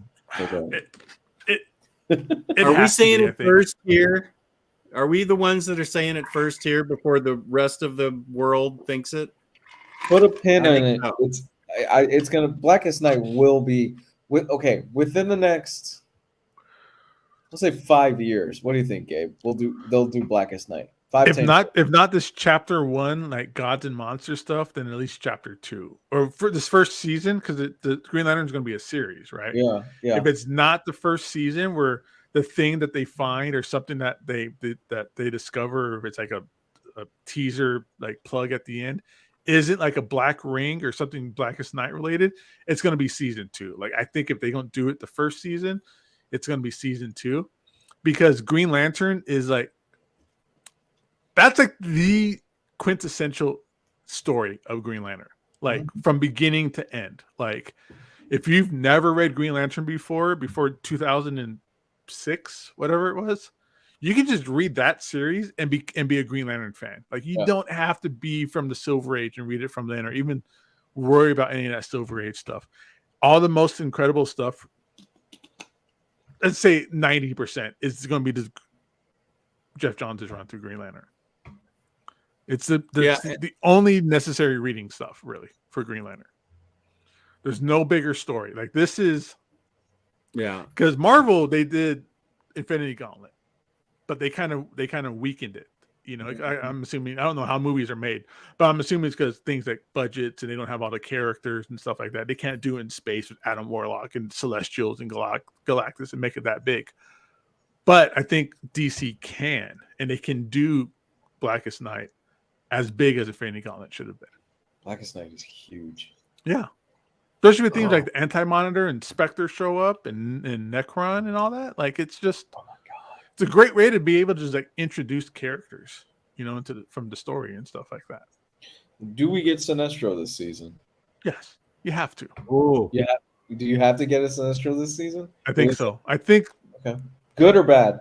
Good. Okay. Starts off good. We're starting out with, remember, we're starting off with Hal Jordan and John Stewart. Then start off with him being bad, and it'd just be like flashbacks of him being good. Guy Gardner? Do we get a Guy Gardner? I think we get everybody but Kyle. I have a bad feeling they're going to ignore Kyle. Oh, they're going to fridge Kyle. they're going to have the first Hispanic one not be a part of the series. But he will be bringing tamales to the set. Son of a, you beat me to it. Damn it. I had the same thought. Shit. I was trying to work out. I was trying to figure out they had published those issues.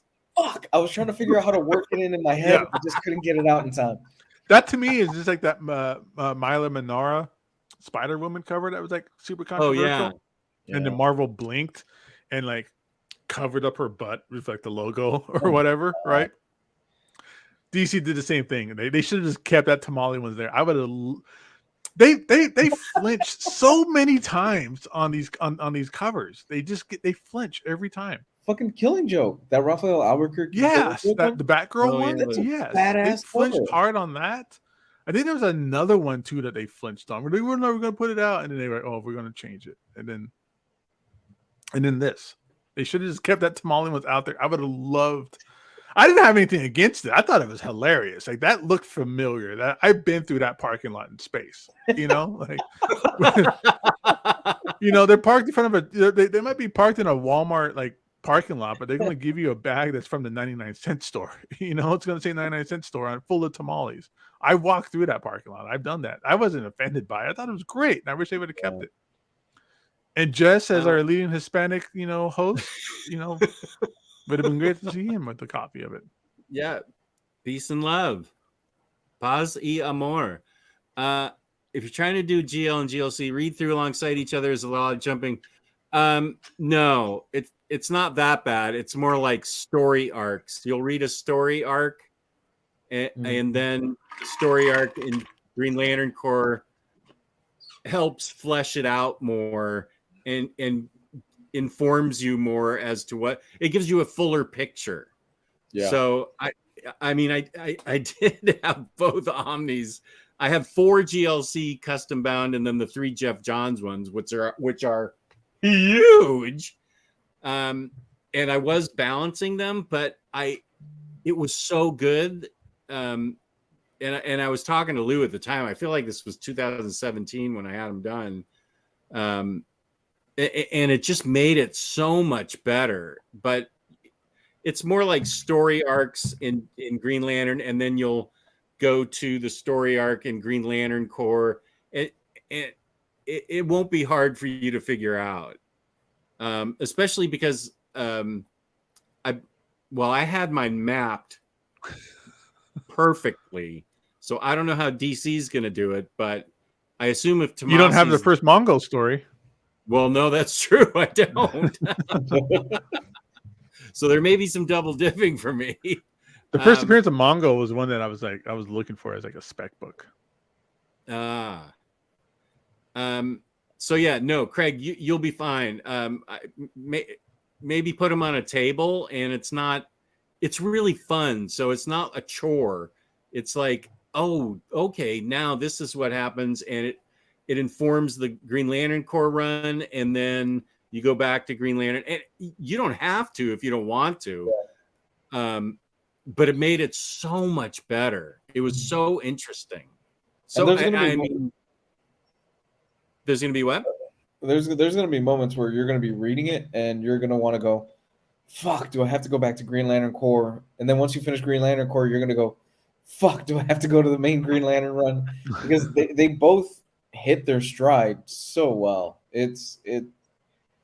I don't think I've ever seen just a connectivity and a character at the time that is just firing on all cylinders quite like that. Because take a look at even Action Comics and Superman. You'll have, wow, Action Comics is really good right now.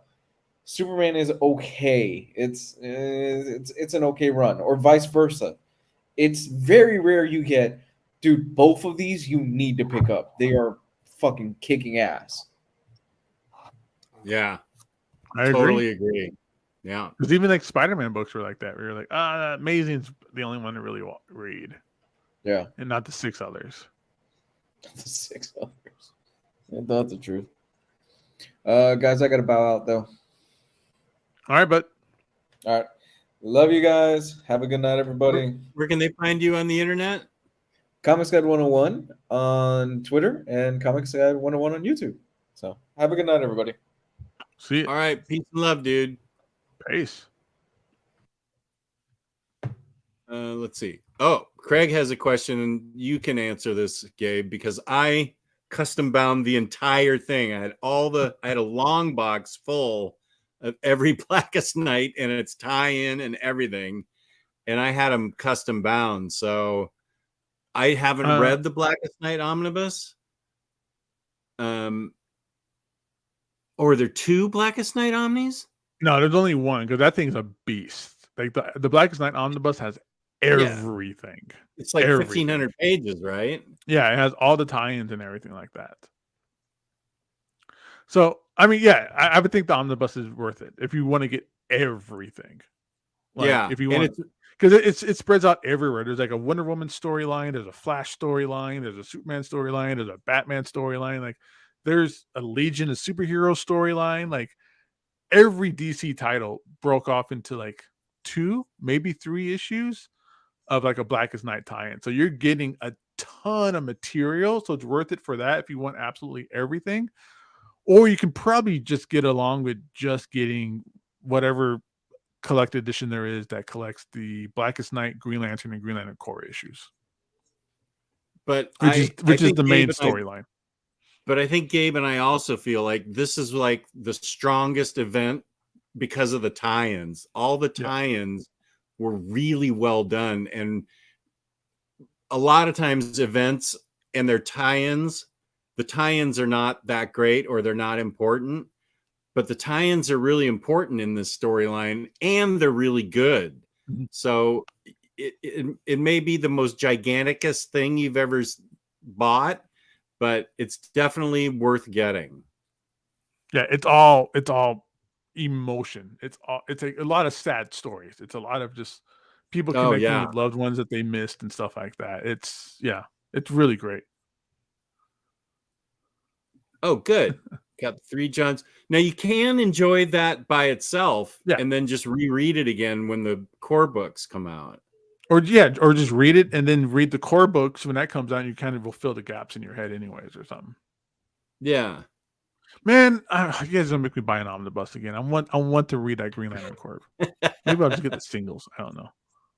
Because all that stuff's it's like hard to find. Like all the trades, all the little like standard hardcovers and stuff like that. I think all that stuff. For Blackest Night? For Green Lantern Corps. Yeah. Yeah, I think all that stuff, that all the collected editions they put out for that thing is hard to find. That's what I had bound, was all the trades. Let's see. Kieran Gillen's Die. Hope it's good. I love Die. Says, I got the deluxe edition and loved it. And Gabe is saying he loved it. I have not seen the trailer for Strays yet. I don't even know what that is. Oh, is Strays based on the... Wait, I had a comic book that was awesome called Strays. It's not here. It's in the other room. What is it? What's it about, Larry? Is it about that cat that can see telepathically what the enemy's up to in space? Or am I thinking of a different book? Maybe that's Stray. And for everybody in the chat asking, and I'm sure Jess can back me up on this, Brightest Day is not worth it. Stay back away from Brightest Day. The only reason I have Brightest Day custom bound ones was because I had a long box full of those too, and probably should have sold that run instead of having it custom bound. Brightest Day and the Green Lantern movie to Ryan Reynolds made me stop liking Green Lantern for a little bit. I'm not going to argue with this at all. That's my favorite. Yeah. Story arcs, expect we hope for them to be. Yes, you'll love it. I just found my print of what's the issue, Jess? You would know it. It's the Neil Adams where Speedy is shooting up on the cover. Oh yeah, you have all the answers, Green Arrow. What's your answer to this? My ward is a junkie. I found my print that Neil Adams gave me. Ooh. That he signed and gave to me. We did a signing at Torpedo. Oh, that's boss. Yeah. He did one. I forgot who he did it for one of the guys that he made it where Speedy was all strung out. Like he had like all these like black bags under his eyes and his veins were all bulging. Like it was he like drew. He added that to the print. Yeah. It was great. My ward is a junkie. Sig Ep 415. Does Authority hold up today? Never read it. Yes. Especially the first part that Ellis writes. People are Miller's run on it, which is included in the omnibus, is a little more polarizing, and I know why, but it still pushes the story forward. And if you can get past Miller's famous treatment of women or his mistreatment of women, Authority does hold up, especially the first part that Ellis wrote. And I would add, somebody said earlier in the chat that Stormwatch needed to be reprinted, which I agree with. I have the 2 Stormwatch standard hardcovers and the Aliens versus Wildcats issue that I had to buy off eBay. sitting next to it. And I think the trades, I think maybe Jake and I talked about it, or somebody and I talked about it in my email, that the trades of Stormwatch have the Aliens versus Wildcats in it because they apparently worked out a deal. And it's the oddest thing that a Stormwatch book has Aliens and Wildcats, the name of that, just the name of that. Who would have thought that it's Aliens versus Wildcats is such an important part of Stormwatch? But it really is. It's what introduces you to the Authority. Without it, you'd be lost like 2/3 of the way through the second book. It's crazy. Aliens versus Wildcats. Oh, hey, Hayden, what up? Good to see you. Oh, I hope with the Green Lantern Corps omnibuses, they keep at least a slightly similar design as the three. Oh, forget that, Craig. It's going to be something completely different. Omni Nation. How's it going, buddy? The Blackest Night Omnibus is worth every dime. Hey, fellas. Peace and love to Omni Nation Comics. Right on, man. Well, what about Brightest Day? Yeah, well, we already talked about it. That can be... I got a couple of cool action figures out of it, and that's about it. If it's a ton of fantastic tie-ins, then I'll absolutely get the omnibus. Just wouldn't want a massive... But no, the tie-ins are great. You'll be happy. I have a big stack of Wildcats comics here, and I know I have that Wildcats Aliens book. I was just looking at it the other day. It's so funny that that's the book that... Wait, let me highlight you. Oh, Wildcats versus Aliens. Okay. Yeah. And that is the key issue. This is the issue that bridges the gap between Wildstorm and Authority. Of all exactly. Things. And it's crazy. And it's important. Like, it's literally like spoilers, but it's I'm not getting into it's super important. Yeah. Without spoilers, you gotta have that story. Warren Ellis and Chris Sprouse. Shout out to them. It's so funny that's just like a random issue. And then even there's like a random like trade paperback out there too of Stormwatch that collects it too. I think it's called like Dead Orbit or something like that. Have it all in Omni format, the 3 GL Omnis, Blackest Night Omni, and the Brightest Night Omni as well.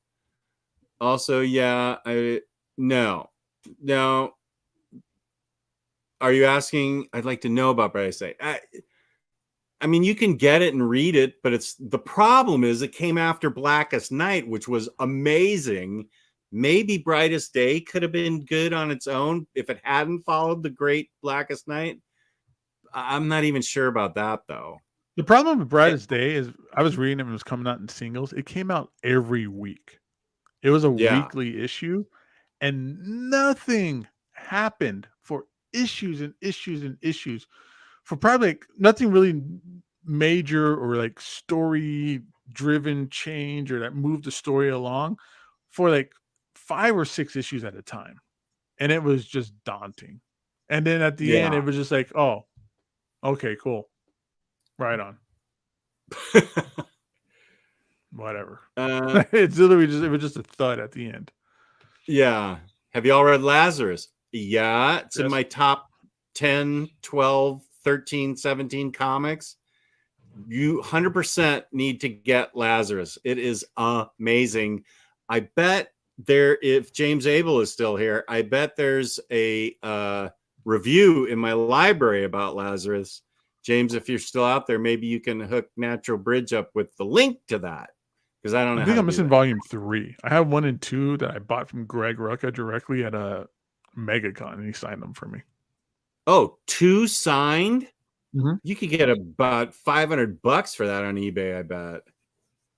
But then you wouldn't have it. I'll go to eBay real quick.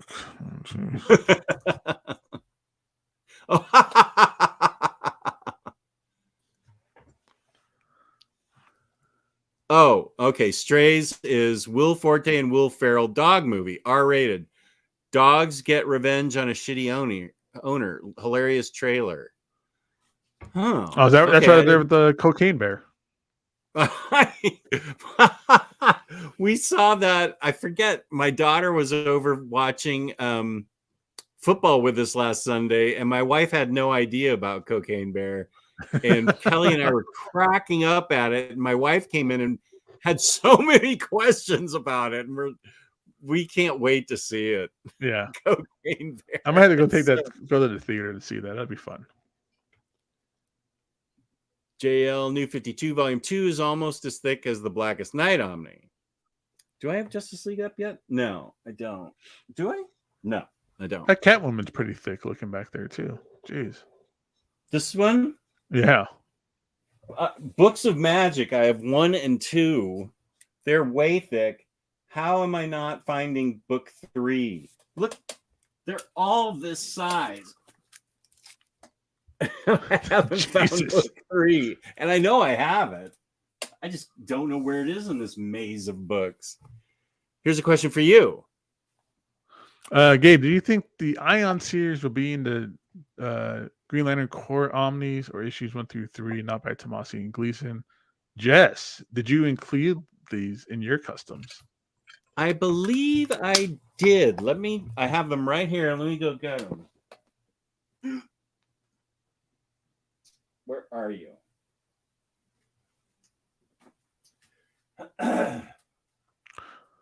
I think it'll be just the 1 through 13 issues. I think it'll be just the Tomasi stuff. If they do it. Like I don't know what it is. There's something about Kyle Rayner that they don't seem to really be backing. They always cancel out his line of trades and stuff like that. So anything with Kyle, I really don't think they might not even include it. But you said I agree with. If they do it, it'll probably be 1 through 13. Oh, I can't find volume 4. That's where it was. I just can't find anything. This poor guy. I know. It's a big mess. What's going on here? Where's volume 4? The Ion thing happened at the end, right? I think so. Okay, wait. Let me give it one more look. What are you looking for again, Jess? I forget.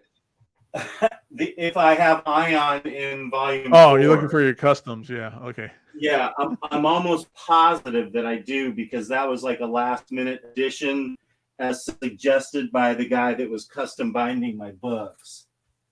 And we'll move on real quick though. Nora Wolf, yeah. Blackest Night, Blackest Night's great. Brightest Day, yeah, not the best follow up. Not the best follow up, unfortunately. Rodimus got his Blackest Night on sale for Amazon for $53. Nora Wolf loves Authority and Planetary. My man, man, that Authority. Like, I remember we were making fun of Fables for being a giant omnibus absolute, where it's gonna be an absolute, but it's gonna be like omnibus size. And then Planetary did it. Like, oh, this is the greatest thing in the world. This is the best idea. I love it. How great is this? It's in a slipcase. How cool. I love Planetary. That's such a great series. It was Me too. It was a nightmare to read in singles though, because it would be like 3 years, if not more, especially for those last couple of issues. I think the last issues took like 7 years to come out. It was something ridiculous like that, right? That was the worst, but it was great because you could see John Cassidy being like a newer comic book artist, and then he would do these issues, and then he would turn into John Cassidy like three years later. Like when he turns into like the astonishing X-Men John Cassidy, and the rest of that book is just magic. It's so good. It's so good. Yeah, I can't find volume 4, but I know I have the Ion in it, because I can't think of his name now. He's in Japan now teaching school, but he was the guy that did all my custom binding.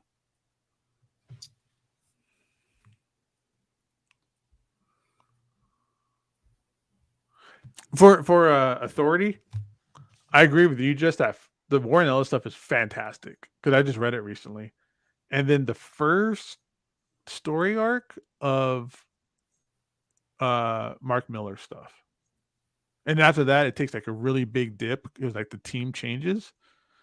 And then it gets really good again at the very end when they come back.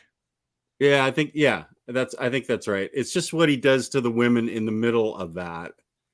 They're no, but even sure, whatever. We don't need to get into it, but well, we can. I mean, there's other ways. The men got beat up in that thing just as bad. Like they were. Well, yeah, that's what Cleveland Brown's saying too. That's a good point.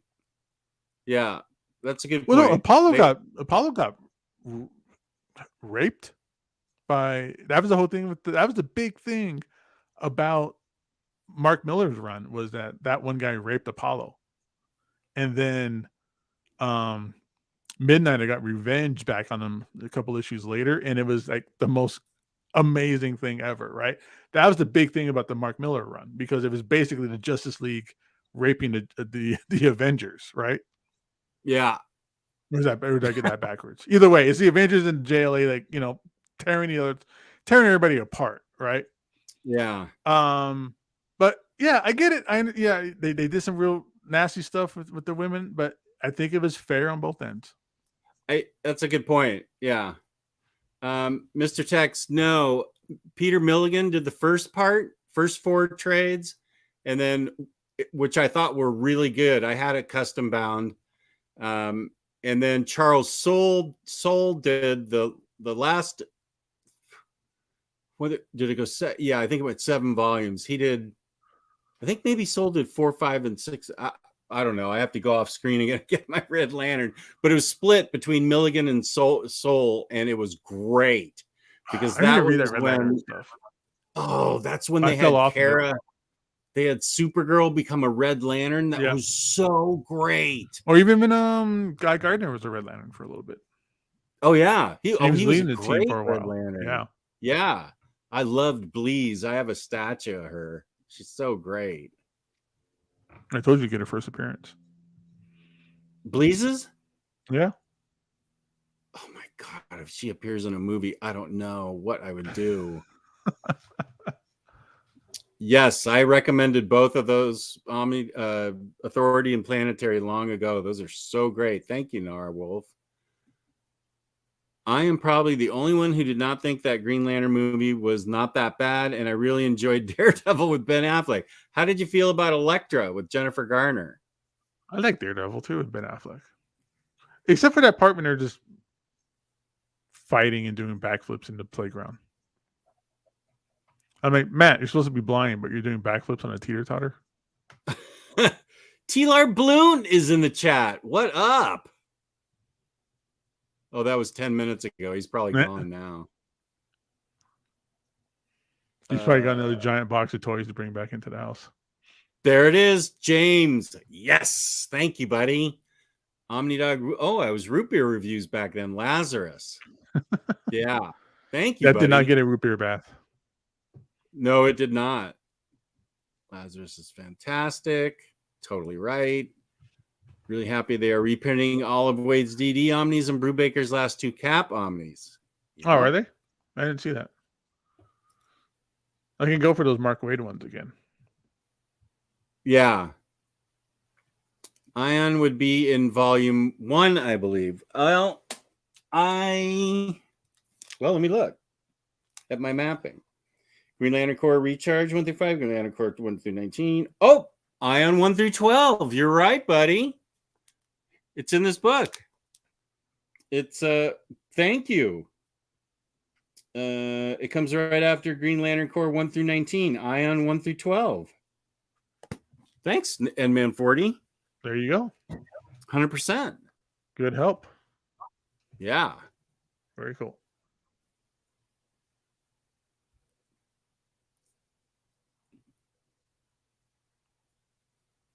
Jessica, what do you guys think of Absolute Green Lantern Rebirth? I've never had the Absolute, but that story is amazing. I agree. I don't think I knew it was an Absolute. That was an Absolute? Yeah, did an Absolute of that. Did an Absolute of Blackest Night. Oh, okay. Did they do one for Sinestro Corps Wars, or am I just gaslighting myself? I don't remember. Oh boy, I don't know. I feel like I have that. Wait, no, Sinestro Corps Wars in the John's Omnis, right? Right. Yeah. Now I'm getting all confused. volume 2 of the Jeff Johns Green Lantern Omnibus would be your guys' favorite volume of 3, right? Of the 3, right? Just for Blackest Night alone. Boy, I loved all 3, and talking about it makes me want to reread it again. Yeah. It's so epic, that whole thing. And he adds so much to like, he adds like so many extra rungs to the ladder, so many more spokes to the wheel. Like all this whole color spectrum thing. It starts with just, it starts with Rebirth, where he not fixes, but he explains how Jordan snapped, and he introduces the yellow entity and the yellow imperfection and all of that. And that slowly turns into more color spectrums, and that slowly turns into Blackest Night. But in between all of that is just these just epic stories and down to earth stories, and it's everything. It's such a good run. Such a good run. Yeah, when I first heard about the color spectrum, I was like, what, pink lanterns, blue lanterns? What the hell are you talking about? And then I read it and I thought, this is the greatest thing ever. Yeah. I was in hard. I went to San Diego Comic-Con that year, and they had exclusive toys of the color lanterns, a different color every day. And it was one of these things where it was like, I missed one day. So I was like trying to like trade with other people. People had signs. I was like, we'll trade a blue for a red, like that kind of stuff. I was in hard. I love that era in that Green Lantern run and Blackest Night. Yeah. Loved it. Oh, Josh, you need to fix this. You need to read the Midnighter collection by Garth Ennis. Well, he does the first quarter of it, which are amazing stories. And then the rest of the stories are great too, even though Ennis didn't do them. And then Peace and Love to Joe Orlando. He did Midnighter and Apollo, which is the only thing Joe Orlando has ever done that I liked. I really liked Midnighter and Apollo, but you owe it to yourself to get the Garth Ennis Midnighter trade. It's awesome. Sergio has a question that we're going to have to think about. What do you think would be an amazing Doctor Strange movie? What does it need? Scarlet Witch. More Scarlet Witch. I don't... trying to think of something.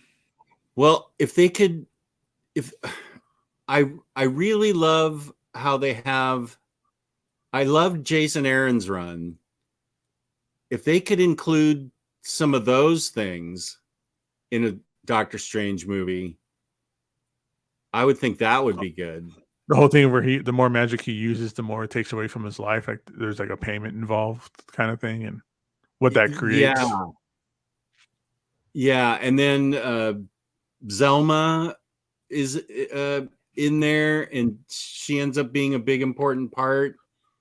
I always want to call her Velma from Scooby-Doo, who I did not know Linda Cardellini played her in the movie. I got to go back and watch that. No, you didn't know that? That's the thing that started like that hot girl Velma kind of craze was her in those movies, which is really creepy. Yeah. Oh man. Oh dude, yeah,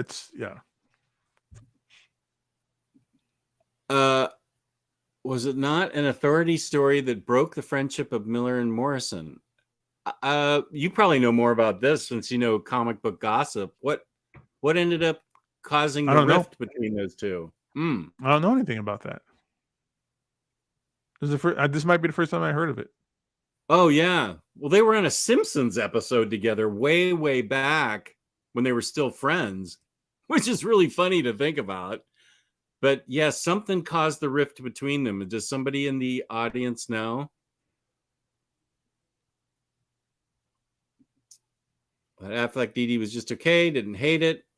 Elektra. The director's edition. Oh boy. Elektra was a wasted. I think you wanted to say wasted. That's T.Lar Blunt's favorite movie. If he's still in the chat, he's gonna flip. What do you think of Green Lantern runs after John's, like the Rebirth run? I just had the Rebirth run. Where is it? I thought, there's there was Green Lanterns. I think it was Green Lanterns. And then it was Green Lantern because it was just that never changed with the New 52, and then they did like the Green Lanterns. Was it Emerald Warriors? There was like a handful of like Green Lantern titles at one point. I feel like Emerald Warriors was with Kyle, right? I feel like that was part of the Jeff Johns era. Oh no, I recall liking them. There was very few in the beginning. There were very few Rebirth books that I did not care for, because I thought Rebirth started off really strong, and that was one of the problems with New 52 is it didn't start off as strong, but Rebirth started off really strong. Like they had really excellent writers and artists. So yeah. Rebirth, go ahead and get it, but it may be trade paperback. I don't think they collected it in the nice hardcovers. Yes, there's a Sinestro Corps War Absolute. All right, I wasn't crazy. Yeah, that makes sense. I might get ready to go pretty soon, Jess. Okay. Did you guys like Punisher Max? I just finally picked up the 4th complete collection to finish Ennis's Max run. Yes, I loved it. I get the Jason Aaron stuff too. Yeah. And then also, what is it? I have it here. The Nick Fury book. Oh, Nick Fury Max? Yeah, Fury Max. My War Goes By. My War, yeah, that's great. My War Gone By. Excuse me. My War Gone By. The gossip I read was that Miller stole the idea for the end of Red Sun. Oh.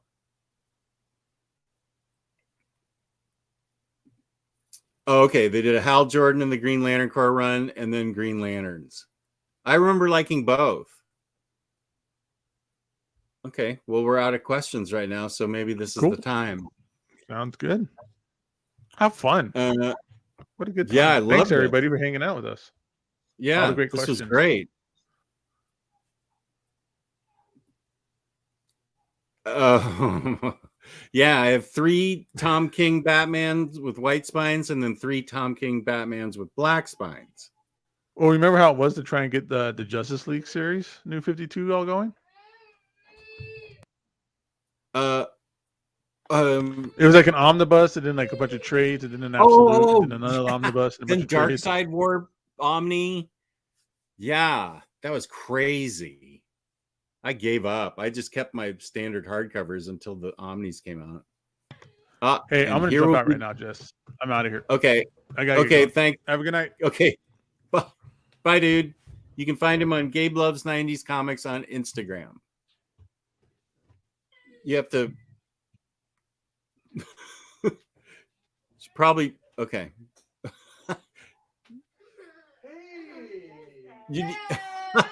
Okay, wait. I think I can mute his mic. Can I remove him? Okay, there. Supergirl Woman of Tomorrow is awesome. I am going to be making my best of 2022 list before it becomes 2024. So I'm going to try and do it this week. And spoiler alert, Supergirl Woman of Tomorrow is in the top 5, is in the top 4, is in the top 3. And here I am. Oh, William Lee. Yes, it is. That is, I've been reading Justice League a long time. Justice League New 52 is my favorite Justice League of all time. I love it. Now, I haven't read JLI yet because Taylor Mitchell internet bullied me into buying it, so I have to read that. But I loved Justice League New 52 Omnibus. I'm sorry. New 52 Justice League is amazing. I thought it was great. You're going to have to tune in to find out, Hayden. Darkseid War Omni was my first omnibus. That was a great story. Great story. Oh, this one? Because I just put her up there. That's kind of a placeholder right now. I had to get her displayed. She's going to be She's going to be displayed probably someplace differently, unless I really love her there.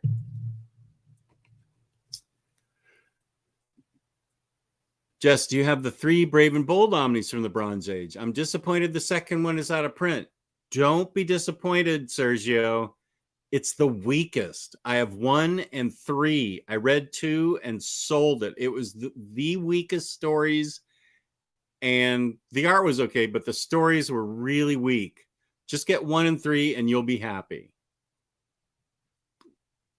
That's just my opinion. You don't have to, I mean, wait till it gets reprinted if you really want it, but I got rid of it. And I love Batman and Brave and Bold. New 52 was hit and miss, but when it hits hard. Right. Favorite? Whoa, do I need to go to IST now and buy both Justice League Omnis right now? Thank you for that nice reminder for InStockTrades.com, where you can get your, whoops, I need to take William off there. Okay, wait. Okay, I screwed this up. Now I'm on my own, so this is even harder. Okay. Let's see, banner. There we go. InStockTrades.com, where you can get your collected editions 38, 45, 50%, sometimes in the damage section, 65% off or clearance. You can get them very cheaply there. 2% loyalty discount, tax on to that. Last Monday of every month, we give away an In-Stock Trades gift card, courtesy of IST, worth $50 credit at InStockTrades.com. Anybody in the world can win that. That's right. We don't discriminate. Or neither does IST. $50 or more in an order in the United States gets you free shipping. Fabulous customer service, fabulous packaging. That's InStockTrades.com. So, yeah, go to IST right now and buy both those JL New 52 Omnis. And while you're at it, get Justice League Dark. It's a monster book, but it's awesome. Hello, Ms. Quinn.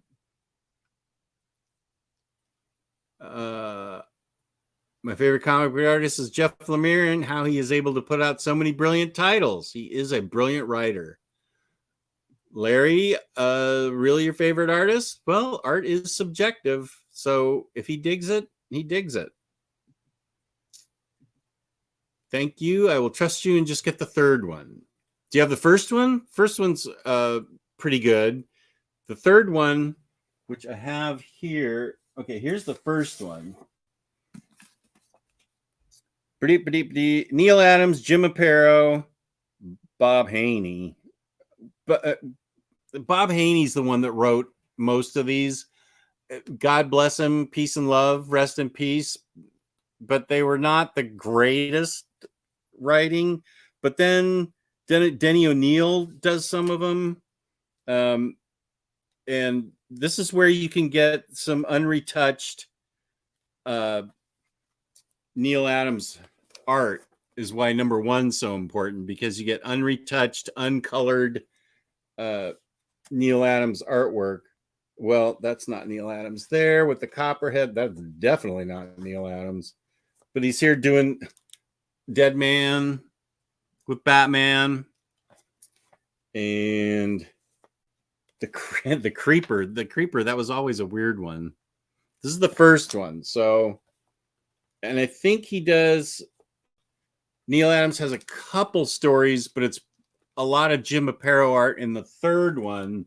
So that's why I like both of those. I feel like the writing and the art dropped off in volume 2. You do have the first one. Okay, good.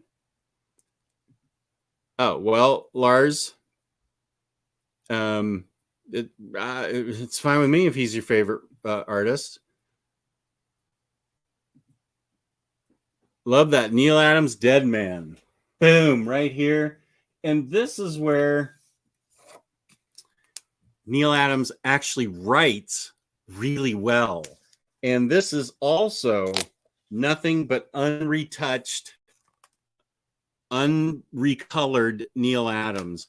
And he actually writes almost the entire book. And it's really good. Now, the first one was drawn by Carmine Infantino, which is awesome, and Arnold Drake wrote the story. But yeah, Larry's right. All of this great Neil Adams artwork, and Neil Adams. This is the only place you can find Neil right now. Neil Adams and Brave and Bold, unretouched, unrecolored, beautiful Neil Adams artwork. Not my favorite artist, but his art works so well with his stories. Okay, you need to read it. I'm glad we even got it. His art does work well with the stories. Okay, well, it's just me. So, and so I should probably be getting off too. Peace and love to the chat. You guys were great tonight. Thank you for all your great questions, and we had a great discussion. Thank you to IST for sponsoring us. Thank you to the people watching us afterwards. Thank you to the people who are emailing me for my record collection. And peace and love, peace and love. You can find me on OmniDogs Vault on YouTube and OmniDogs_Vault on Instagram. Peace and love, peace and love. Wait, I can do this. Wait, here it is. Thanks for watching. Oh yeah, hit like and comment. Please hit the like button. Peace and love. Thank you for watching. Right on, right on, right on.